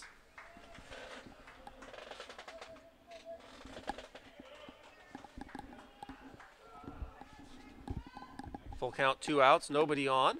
Here's the pitch. And line foul into the play area. And maybe just over the fence of the play area and into Millage Road.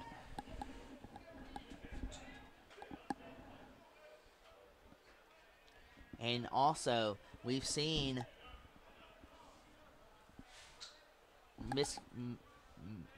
miscommunication on defense, but we've also seen some pretty catches out on the diamond, with more with that diving stab earlier. Watson on that running catch earlier, and then a diving catch from Worley for Young Harris earlier in the ball game. We've seen some pretty dynamic and effective plays in crucial spots for both teams. And a called strike 3 on Washington, and the inning is over. So 1, 2, 3 go the Mountain Lions. It's time to stretch at the lake. 2-0. Young Harris with the lead. We'll be back.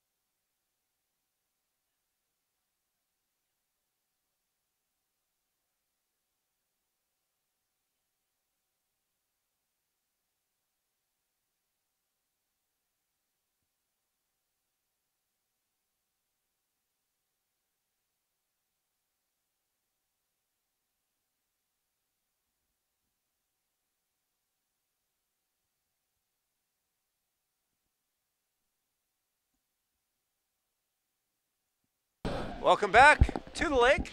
Bottom of the 7th. 7th inning stretch is concluded. Jaguars coming to bat. It'll be the middle third of their lineup to start the inning. The last time they had the middle third of their lineup starting an inning was the 2nd inning, and that was the only inning in this game that they recorded a hit. They have so far 1 hit in the game, no runs to show for it. Here's the pitch to Goebel. Swung on, fouled, back to the screen. 0-1. And Robert Ambrose alongside Blake Collins. And Blake, in the top half of this inning, you were talking about how great the defense for both teams has been. And when you have great defense to back up great pitching, as we've seen so far, this normally would be the result. A low-scoring 2-0 affair in the bottom of the 7th with both pitchers still in the game and both bullpens absolutely empty. Absolutely, and also the difference here was one mistake by Meeks, and Livingston has been phonetically sound with minimal mistakes on the mound, and that's where we have this 2-0 ball game. But the Jags are looking to try to maneuver themselves on base and get something started. Now the count, a ball and 2 strikes on Goebel, who looks at the third pitch of his at-bat for strike 2. 1-2, he's going to be followed by Mason Robertson and then Ty Hobbs. A little bit of fog in play here at Lake Olmsted Stadium. Just coming from the lake across the street, across Mill Edge Road, and swing and a miss. Goebel down on strikes, and Livingston is continuing to deal.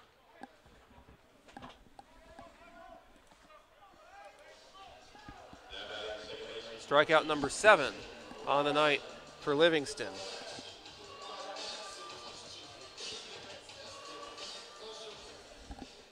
His counterpart for the Jaguars, Meeks, has recorded 10 strikeouts in this game.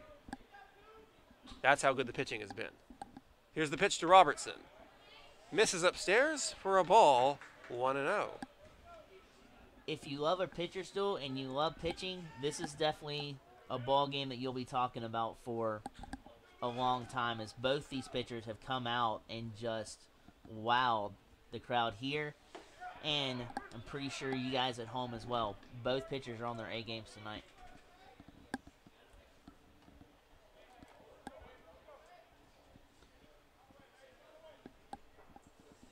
Count 1-1 to Robertson. And that's lined in the air to right center field. Going over and making the catch is Washington for a loud out number 2, as the Jaguars struggling to get base runners and get something going. Quick hips and quick through the zone allowed Robertson there to turn on that high fastball. If he'd have poked it a little bit more towards center, he would have had a base hit to start off for the Jags, but great coverage out there in right field for young Harris. The last 9 Jaguar batters have been retired. Ty Hobbs, the batter now. He was the first batter retired in that streak when he struck out to end the 4th. He's heading the count here 1-0. Also, Jaguars have seen 15 of their last 16 hitters retired as well. The exception being Robertson, who reached on an error by Corley Reynolds at shortstop with 2 outs in the 4th. That streak started back in the bottom of the 2nd when the Jaguars had a pair of runners on with 2 outs in the 2nd, couldn't score any of them. It's been all Livingston since. And again, that off-speed pitch looks like a sinker, and then he also utilized a changeup there. And it looks like the catcher might have gotten nicked in an area where he wasn't protected. Trying to shake it off. The catchers, shin guards guard the lower part of their legs. Their upper part of their legs are not protected at all. And if you get hit in any of that area, it's never going to be comfortable. And it looks like he's got an arm guard as well. Also, and for good reason. Absolutely. And not only that, a lot of baseball players wear cups for good reason as well. That looked like it got him on the upper part of the thigh, but he's crafted back down ready to take the next pitch from Livingston. Sometimes just need a moment to shake it off. The 1-2 pitch just misses for ball 2, 2-2. And the Mountain Lion defenders started walking to the dugout believing that was strike 3. Instead, it's ball 2 downstairs, 2-2. And certainly, if you're Ewald after that play, you're probably going to have a bruise at this point tomorrow. And see if he's able to catch a doubleheader tomorrow with a bruise. Count is full 3-2 on Hobbs. And suddenly this crowd has gotten loud for the first time in this game. Hobbs with tremendous discipline, because that second pitch was as he takes his base, but tremendous discipline all the way around for Hobbs. Well orchestrated on that walk. And he draws the walk, so that ends the streak of 10 straight Jaguars retired. Jaguars have their first base runner since the 4th inning, since they were 2 outs in the 4th when Mason Robertson reached on a fielding error by Reynolds at short. Jaguars looking for their first base hit since 2 outs in the 2nd when Alford, who bats now, singled. That was also the Jaguars' only hit of this game so far. They're looking for some 2-out damage here. Here's the pitch to Alford, who represents the tying run here in the 7th, and it's a ball 1-0. Trying to extend the inning for Jay Penley, who waits on deck. Penley, in the top half of this inning, came on defensively in left field, replacing Patrick Watson.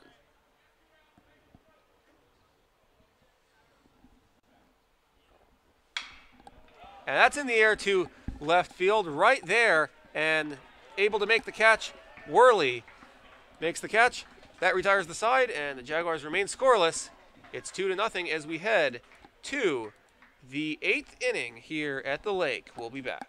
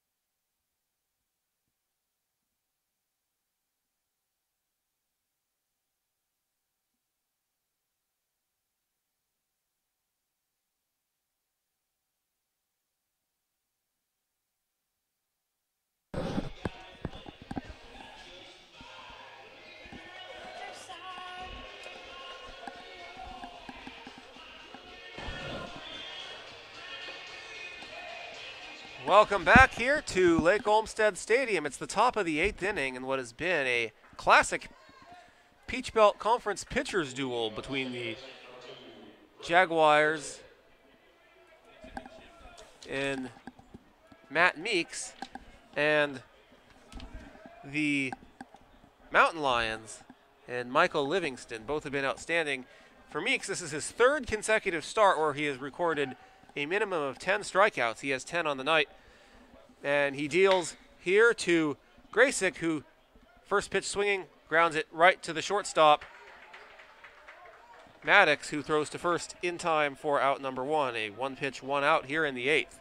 Meeks, throughout most of his innings tonight, has had really quick work on the bump. Not very many pitches thrown in some of these innings, and that quick work on the mound is great for the Jags' defense, as you can count on their fresh legs coming up the bat in their half of the 8th inning. And Worley grounds it to short, throw to first, in time for the out, as Maddox bobbled it when it was hit right to him and is just able to recover in time. 2 pitches this inning and 2 ground outs. A fraction of a hair.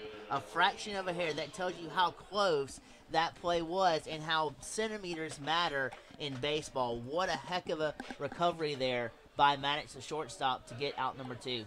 Here's Woolfolk, and he swings and fouls one back to the screen. So there will not be 3 pitches and 3 outs this inning as Woolfolk fouls one back. Absolute certainty of that. Absolutely. But if you can have an inning under 10 pitches, you're doing a dandy of a job on the mound. And the 4th pitch of the inning is a called strike, 0-2. And Meeks is also utilizing young Harris's aggressiveness to his advantage, thinking one step ahead of the batter and orchestrating strikeouts and quick outs on the diamond. And the 0-2 just misses for ball 1, 1 and 2. The Jaguars started sprinting back to the dugout, thinking that the side was retired about as quickly as you could do. But instead, it's the first ball thrown this inning by Meeks. Count 1 and 2 to Woolfolk. Woolfolk 0 for 2 in this game. A pair of strikeouts, one looking, one swinging. Also a flyout to left. He was the victim of Patrick Watson's outstanding catch in left field to lead off the fourth inning. The 1-2. Swing and a miss, and the inning is over, and Meeks retires the side 3 up, 3 down in 6 pitches. And the Jaguars come to bat, still trailing 2-0. What an outstanding performance we have seen by Meeks in this game. Bottom of the 8th on the other side of this break. We'll be back.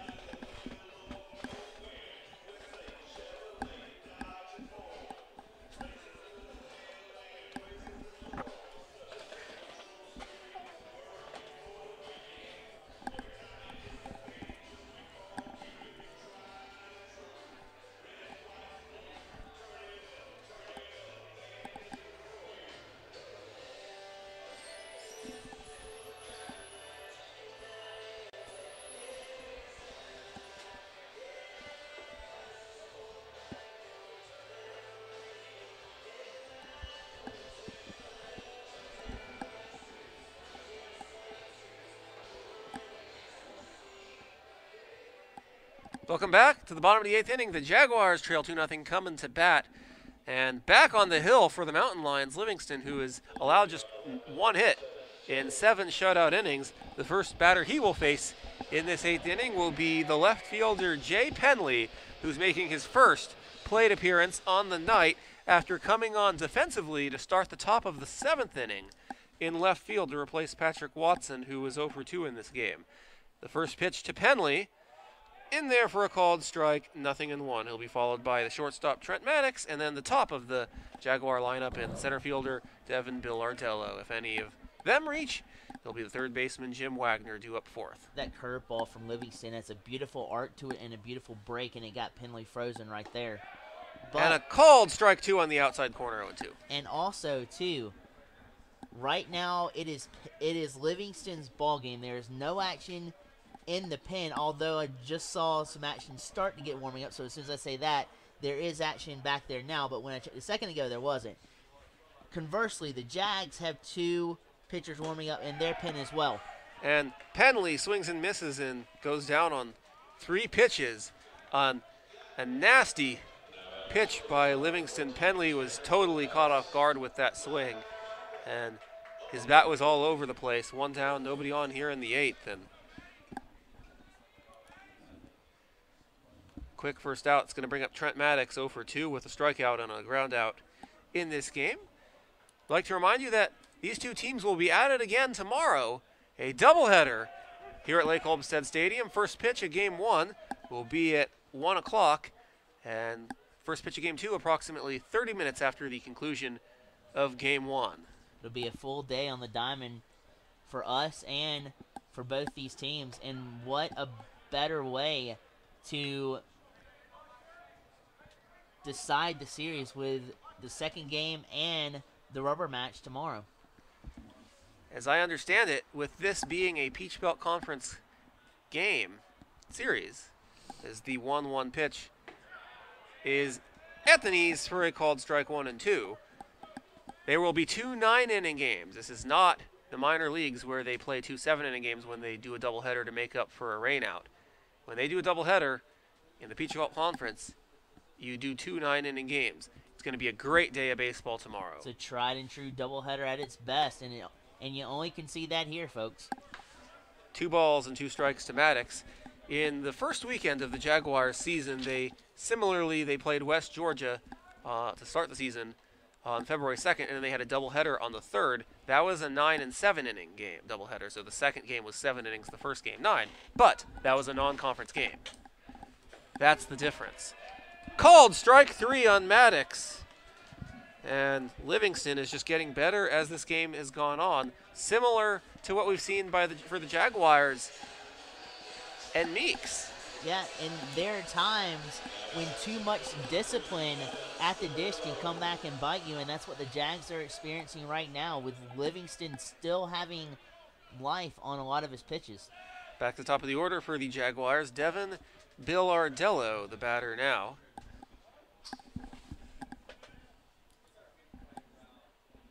And time is called. Livingston's going to step off the mound for a moment. Billardello trying to extend the inning for Jim Wagner, who would love to get the bat going in this game. As the pitch to Billardello popped up, foul territory. That's going to go into the parking lot, 0-1, as Wagner is 0 for 3 in this game with a strikeout, has not managed to make contact at the plate in his 3 plate appearances. He's had a good game defensively, starting at third base for the Jaguars. He's played all over the place this season defensively. Now the 0-1 pitch to Billardello on its way, and pitch was on the inside corner, and Billardello fights it off, and it's fouled into the parking lot about the same spot as the last one, and it's 0-2, and Livingston is a strike away from striking out the side in the 8th inning. This duel tonight is literally like Greg Maddux versus the Rocket a little bit. This is absolutely picture perfect from both sides. Livingston lights out, only 1 hit on the day, and Meeks, outside of that 1 rough inning, he shut the door as well. So both teams cooking with Crisco as far as their pitching, and it may be in favor for the doubleheader for both teams tomorrow. We'll just have to wait and see. If the bullpens are completely fresh, how huge would that be? Absolutely. And especially on a doubleheader like that, like we'll be facing you need a fresh tomorrow, bullpen. That is absolutely critical. Deuces are wild. 2 balls, 2 strikes, 2 outs. It was 0-2 on Billardello. He's seen 2 straight balls since then. It's 2-2.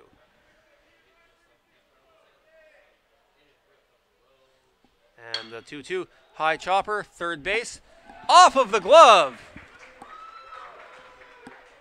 of Jones, and on his way to second, and safe at second is Billardello. A gift for the Jags turn in to an aggressive base running play that puts the Jags within striking range and in scoring position. Ball went off of the glove of Jones and into the outfield, and Billardello takes full advantage and goes all the way to second, and they're going to rule that a base hit. So I suppose that's a double for Billardello. How huge is that? The second base hit of this game for the Jaguars. It took a nasty hop on Jones, and he was in the process of throwing it in his mind before he had it in the glove, and he just lost concentration of it. And it's hard to read the hops when it comes that high on you. So, well, now I think they changed it to an error, but they did. Well, it's a hit, so a single, and then an error allows him to go to second. Exactly. So, a gift for the Jags. Let's see if they can push this across and see if they can creep on up on this score and strike with 1 run here. Since the second inning, the first 2 hitters to start an inning for the Jaguars have not been able to reach base at all since the second inning. So in innings 3 through 8, Livingston, each inning, has retired the first 2 batters he's faced. And that is a big reason why the Mountain Lions have a 2-0 lead, as the Jaguars can't really afford to keep waiting till there are 2 outs before they start to get the bats going. And there have only been base runners for the Jags, -1 hit on errors perpetrated by Young Harris. The 0-1 swung on and fouled away. 0-2 to Wagner, trying to avoid striking out for the 4th time in this game. And also trying to extend the inning and get the Jaguars at the very least on the board here. He does represent the tying run. Harrison Moore on deck. He's 0 for 3 in this game.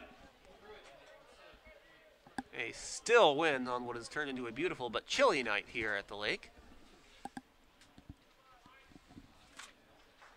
The 0-2 misses upstairs, 1-2. And even with the threat aboard for the Jags, the bullpen activity has settled back down for Young Harris. So this is right now Livingston's do or die ball game.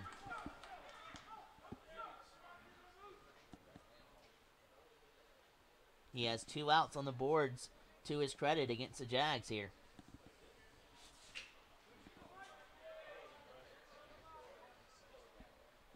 Check on the runner at second. The 0-2 pitch on its way, swung on, fouled back to the screen.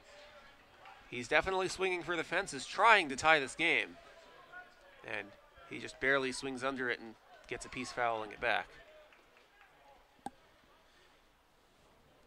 You want to have good, tight plate coverage around the plate when you're protecting like this, but also, too, you just want to make sure to make contact with it and at least get 1 run here if you're the Jags.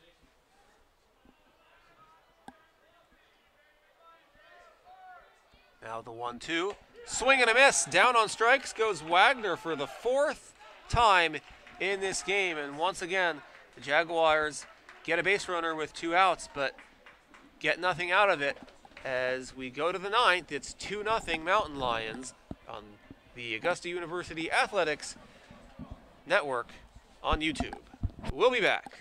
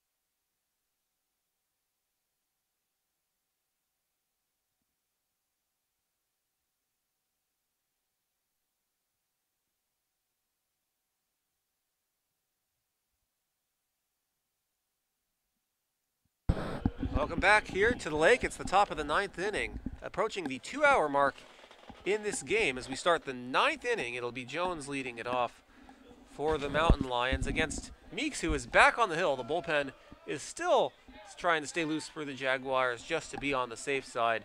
But with the performance we've seen from Meeks in this game, who has got better as this game has gone on, just like Livingston, why not throw him out there? This reminds me of the 91 World Series, Game 7, John Smoltz and Jack Morris, probably the greatest pitchers duel ever. This is right up there. Absolutely.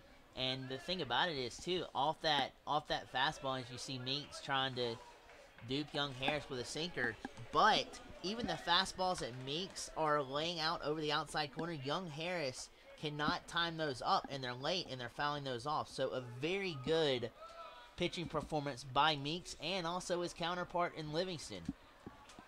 Ball and a strike to Jones, who is 2 for 3 in this game. He's been one of the bright spots offensively for the Mountain Lions. A pair of singles and a strikeout. Now the count 2-1 to Jones. And he is responsible for the error last half inning defensively, which is what put Bill Ardello on second base after singling on a hard hit ball off his glove at third base. 2 balls and a strike to Jones. Here is the pitch. On its way, misses 3 balls and a strike.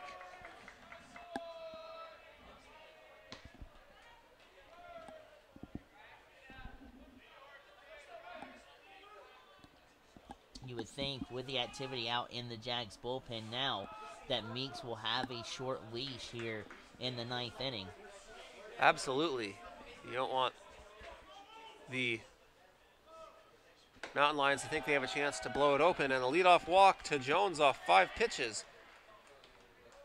Puts him on first. It's going to bring up Gaona, the leading hitter on the team in just about every category for the Mountain Lions, is 0 for 3 in this game. That's going to bring out head coach Chris Howell from the dugout, and let's see what he does here. He is allowed one free visit per inning without pulling the pitcher. And we'll see what happens after that walk.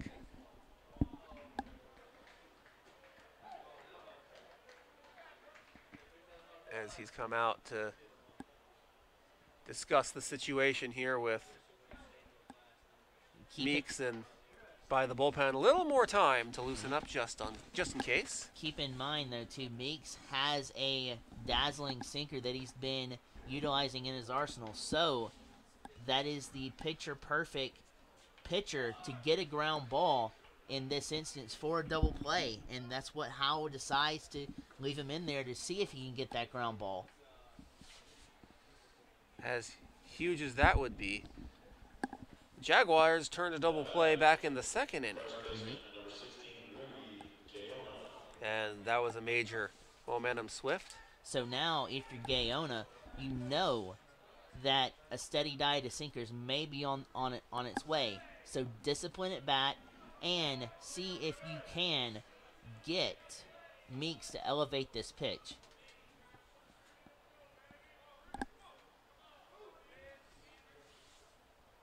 And the pitch misses for a ball. 1-0. 5 pitches this inning, 4 balls and 1 strike. A ball and no strikes to Aona.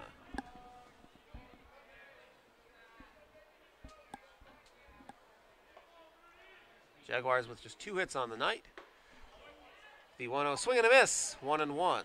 It's another sinker that Gaona could not make contact with. He's been electric with those sinkers, but you can also tell too that Meeks may be getting a little bit tired, because the thing to notice with that is a little bit of loss of command instead of speed. Runners going, throw down to second.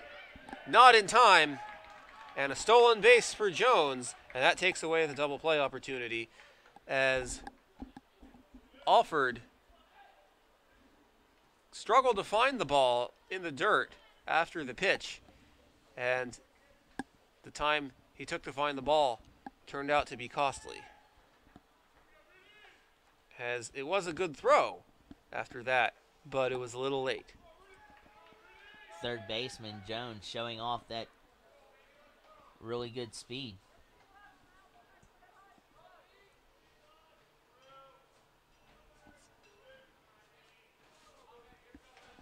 Two balls, no strikes on Aona. Pair of flyouts and a strikeout in this game. And he's 0 for 3. Here's the pitch. Swing and a miss! 2-2. A nasty cut fastball on the outside corner. And Gaona totally went for that one. 2 balls, 2 strikes. You can tell that fastball has some sizzle to it, because the pop, once it hit Alford's glove, you could hear it all the way back here in the press box. It was a fast cut fastball. Check on the runner. Here's the 2-2 pitch. Swung on, and he just gets a piece of that one, and foul tips it off of the mitt of Alford and stays alive, count 2-2. That was as close to a swing and a miss as you can have for a foul tip. And keep in mind, especially for you younger fans, that if Alford hangs on to that ball, regardless of whether it was foul tipped or not, Gaona is sent back packing to the Young Harris dugout with 1 out on the board. Foul tip with 2 strikes, in which the catcher catches, is an out. Absolutely. In baseball. Here's the 2-2 pitch. That misses. Count is full. 3-2. Catches on a foul tip are not easy. No, they're not. Especially because the slightest contact with the bat can redirect the baseball, even in that short of distance, Absolutely. to where it makes it difficult for the catcher to hang on to the baseball. As it gives the ball a little bounce that is hard to suspect. And another foul back to the screen by Gaona, and this is turning into quite an at-bat. Nobody out here in the 9th inning. 2-0 in favor of the Mountain Lions. Both of their runs this game came in the 5th inning. At the top of the 5th inning. Outside of that, it's been all zeros on both sides. Chris Howell showing tremendous confidence in Meeks here, leaving him in this game with some pressure on him with that runner 180 feet away. Grounded right to Maddox at short. Throw to first in time. The runner does not advance. And a great play by Maddox as once again, he was in perfect position on what was as hard of a hit a ground ball as you can have. He was in perfect position to field the ball and make the sharp, hard throw to first base to retire Aona. And a non-productive out as that was hit hard to the left side.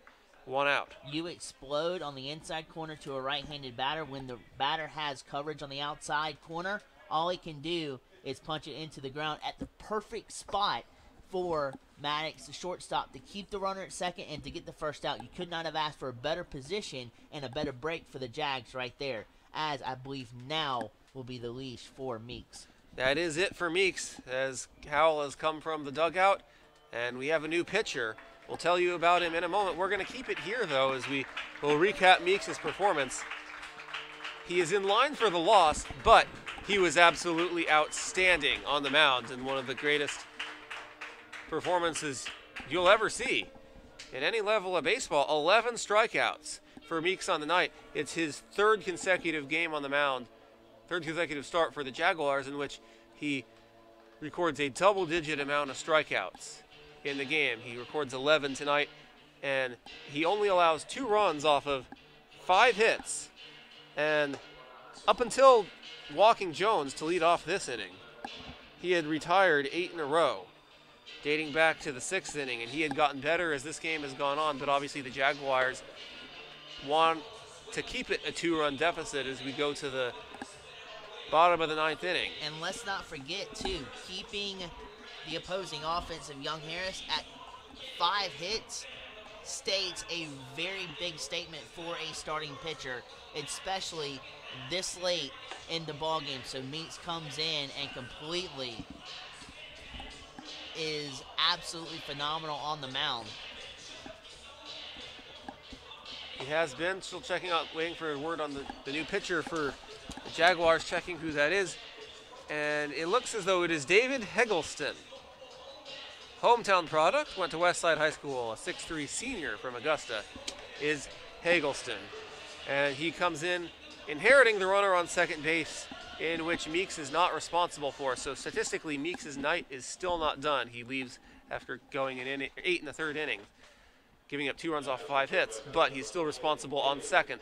So we'll see what happens there. And the first batter that Heggleston faces will be Ewald, who homered to break the scoreless tie in the 5th inning, leading off. And obviously, after seeing the result there, Coach Howell doesn't want a repeat result with Ewald coming up. Bright side for Young Harris is a stolen base, takes out the double play. If you're Augusta, you want the same result as you got with the last Young Harris batter and a ground ball to the left side to keep the runner at bay at second. Alford calls time, is going to go out to talk to Heggleston as Heggleston deals a called strike in his first pitch. Count is 0-1. And that stolen base by Jones, the ball to shortstop hit by off the bat of Gaona, that was a hard hit ball. Without, it wasn't for the stolen base. That could have, you never assumed a double play, but that could have very easily been a double play and changed the inning. So that's how huge that stolen base was. Absolutely. And with the speed out there, you would think a single would bring home a very big insurance run. Off of the ankle of Heggleston, and everybody's safe. To third is Jones as that ball bounced off his ankle and went right to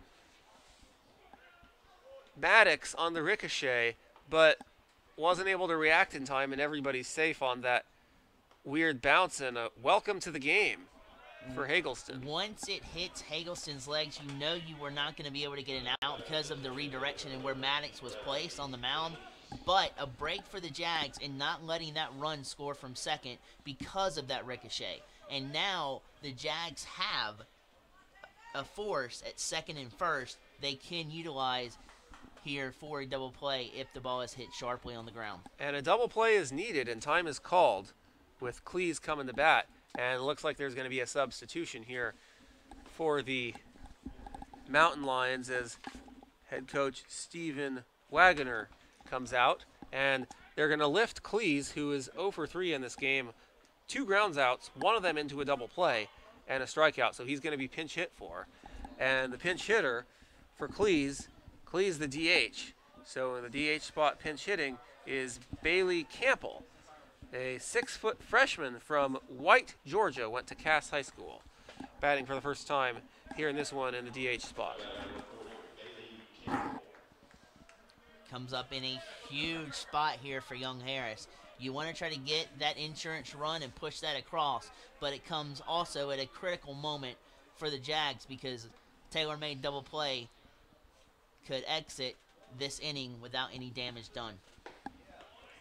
Double play is absolutely crucial. And count now 0-1 on Campbell. Most likely Jones at third base will run on contact. And let's not forget here too, the Jags are in striking distance coming up in the ninth if it stays within a 2-3 run game. And the 0-1 through the hole on the left side, a base hit. That's going to score Jones, and it's now 3-0 in favor of the Mountain Lions. That run is going to be charged to Meeks. It should not have any negative effect on his performance at all as he's charged with the earned run, but it was still an outstanding performance nonetheless. Absolutely. Pinch hitter coming off the pine fresh, but not seeing any pitches off a new pitcher and not knowing what he has. Got a fastball inside, just shot it back through the left side. Great piece of hitting there by Campbell, and Young Harris strikes here late. It's going to bring up Corey Reynolds, who doubled in the 5th. 2 at-bats following Ewald's leadoff home run to break the scoreless tie. And I think we might also have a pinch runner on first as well. Waiting word on who that is. So here's Reynolds. He's had an interesting game defensively in the field. After doubling in the 5th, he came in to score the 2nd run of the inning and of the game on the single by Graysick with 2 outs that inning. And first pitch he sees swung on and hit in the air to deep left field. Back to the warning track off the wall. And that's going to score at least 2 runs. No, they're going to hold Campbell at third. And scoring from second, Ewald. It's 4-0 as Campbell was right behind Ewald. And they held him at third. They put the brakes on as he rounded third. And he is thrown out at third, trying to return to the base. So allowed second out, despite the Mountain Lions adding another run to make it 4-0.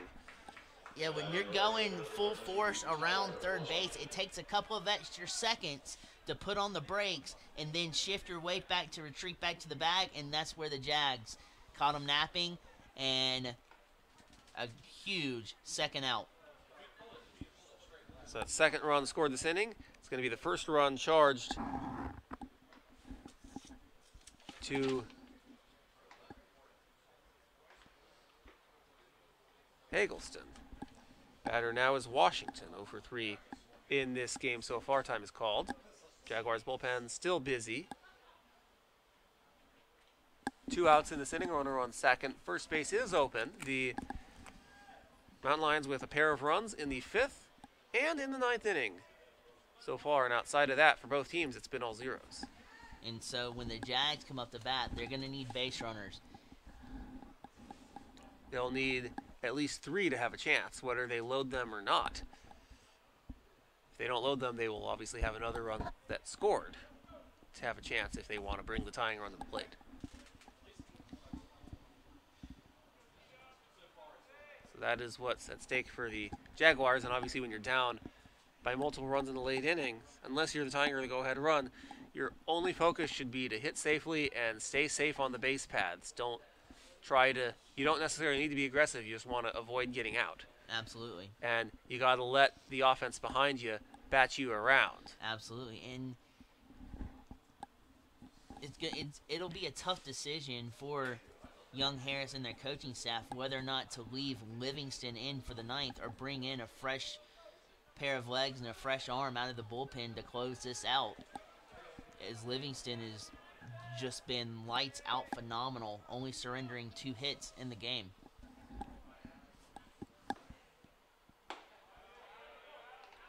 and the Jaguars have greatly struggled to get base runners with less than 2 outs. A ball and no strikes to Washington. 0 for 3 in this game. Warming up in the Jaguars bullpen is Brennan Berger. It's grounded to second. Robertson on the hop throws to first in time, and the inning is over. But not before the Mountain Lions add a pair of insurance runs to extend their lead to 4-0. The last chance for the Jaguars as we go to the bottom of the 9th inning here at Lake Olmsted Stadium on the Augusta University Athletics Broadcast Network on YouTube. We'll be back.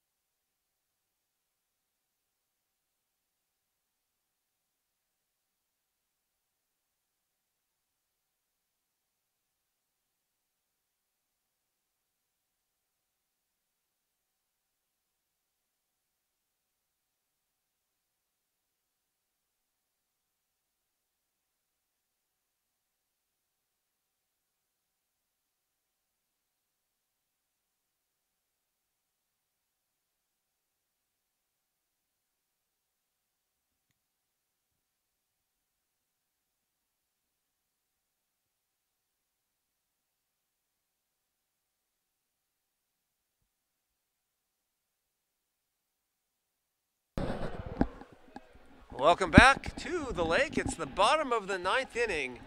Jaguars trying to avoid the shutout as well. They need 4 runs to tie the game here, 5 to win it, and 3 base runners to have a chance.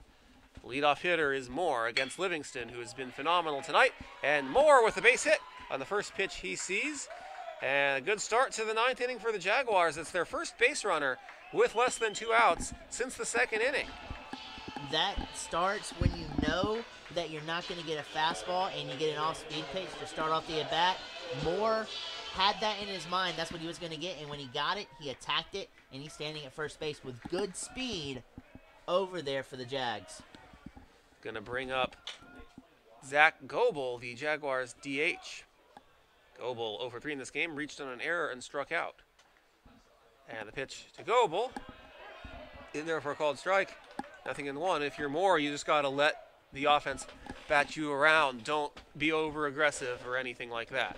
Absolutely. And the thing is, Young Harris is not worried about Moore's run.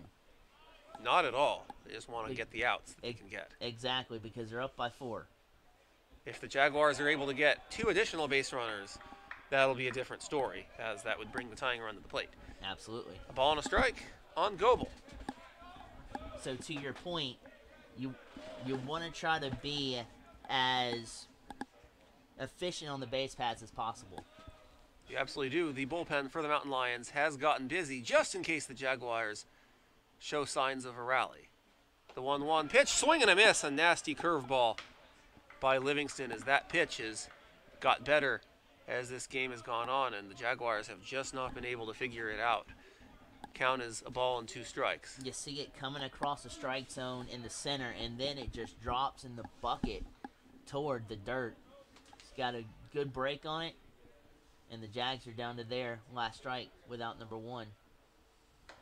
And the 1-2 misses. 2 balls and 2 strikes.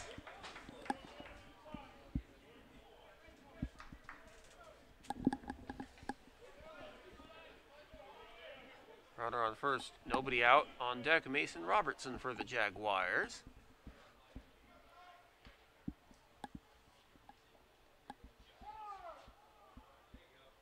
And time is called.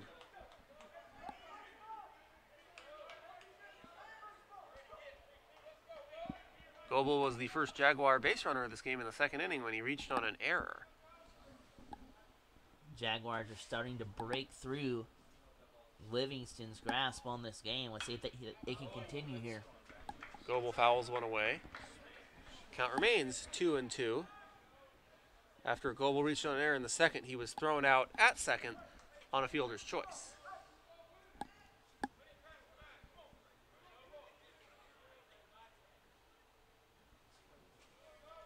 Jags will take anything but a ground ball at this point. And the 2-2 is swing and a miss for strike three. Would they even take a strikeout? If it keeps 2 outs for them to work with, you don't like to see that, but it still keeps them alive in this inning. That is true. With so one threat, out. With the threat still on first base. And obviously the Mountain Lions will continue to just worry about getting the outs they can get with 1 out here. A double play will end the game. Mason Robertson at the plate, 0 for 3 in this game. Reached on an error as well. He's made some nice plays defensively. Had a busy day with a lot of ground balls hit to him at second base. And the pitch called. Strike one on the knees. 0-1 on Mason Robertson. Barring a double play ball, Ty Hobbs will hit next.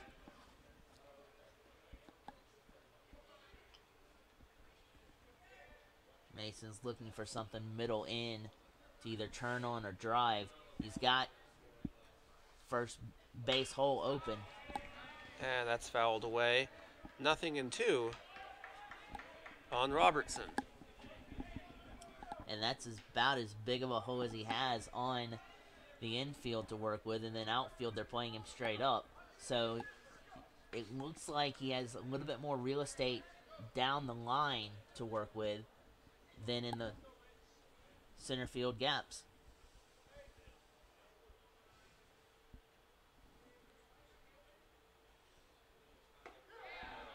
And the 0-2 misses, and now the count is a ball and 2 strikes.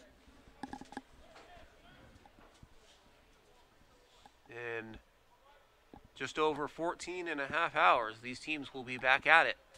The start of a doubleheader at 1 o'clock in the afternoon, Eastern Time, tomorrow here at Lake Olmsted Stadium.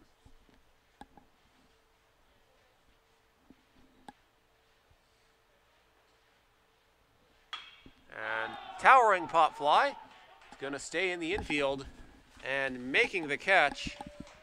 Graysick at second. That's out number 2. And now it's game time for the Jaguars. Here's Ty Hobbs. Livingston caught Mason out front of the pitch. He did a good job to stay back just to get enough aluminum on that pitch to make contact. But great coverage on the infield for Young Harris retires the second out. Hobbs in this game has reached base twice. He's hitless, however. He's reached on a walk and a fielder's choice and was stranded on second. And he's also struck out. And here's the pitch to Hobbs. Swing and a miss on another Livingston curveball. 0-1. The Jaguars have just had no answer for that pitch all game. Either been out in front or they've been a little bit behind on it. They just haven't been able to time it up. 0-1 the count on Hobbs.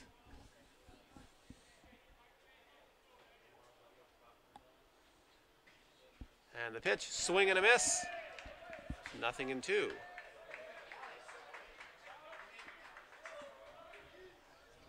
When you have as good as curveball as Livingston has and then comes back with a fastball, that the speed, it seems like that speed is double what the speed really is coming out of his hand and into the catcher's glove. And Hobbs tried to make contact, he just couldn't. And the 0-2, runners going, and swung on and missed for strike 3, and the ball game is over.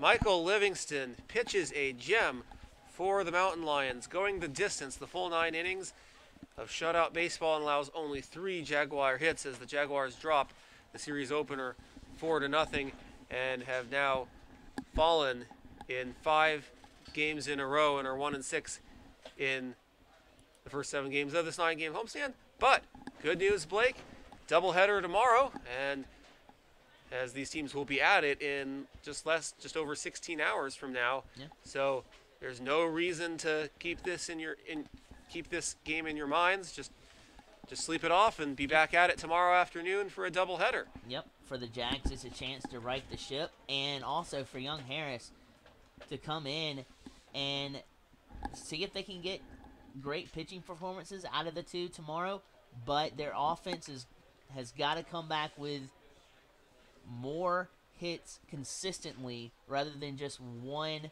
or two strong innings like they had tonight.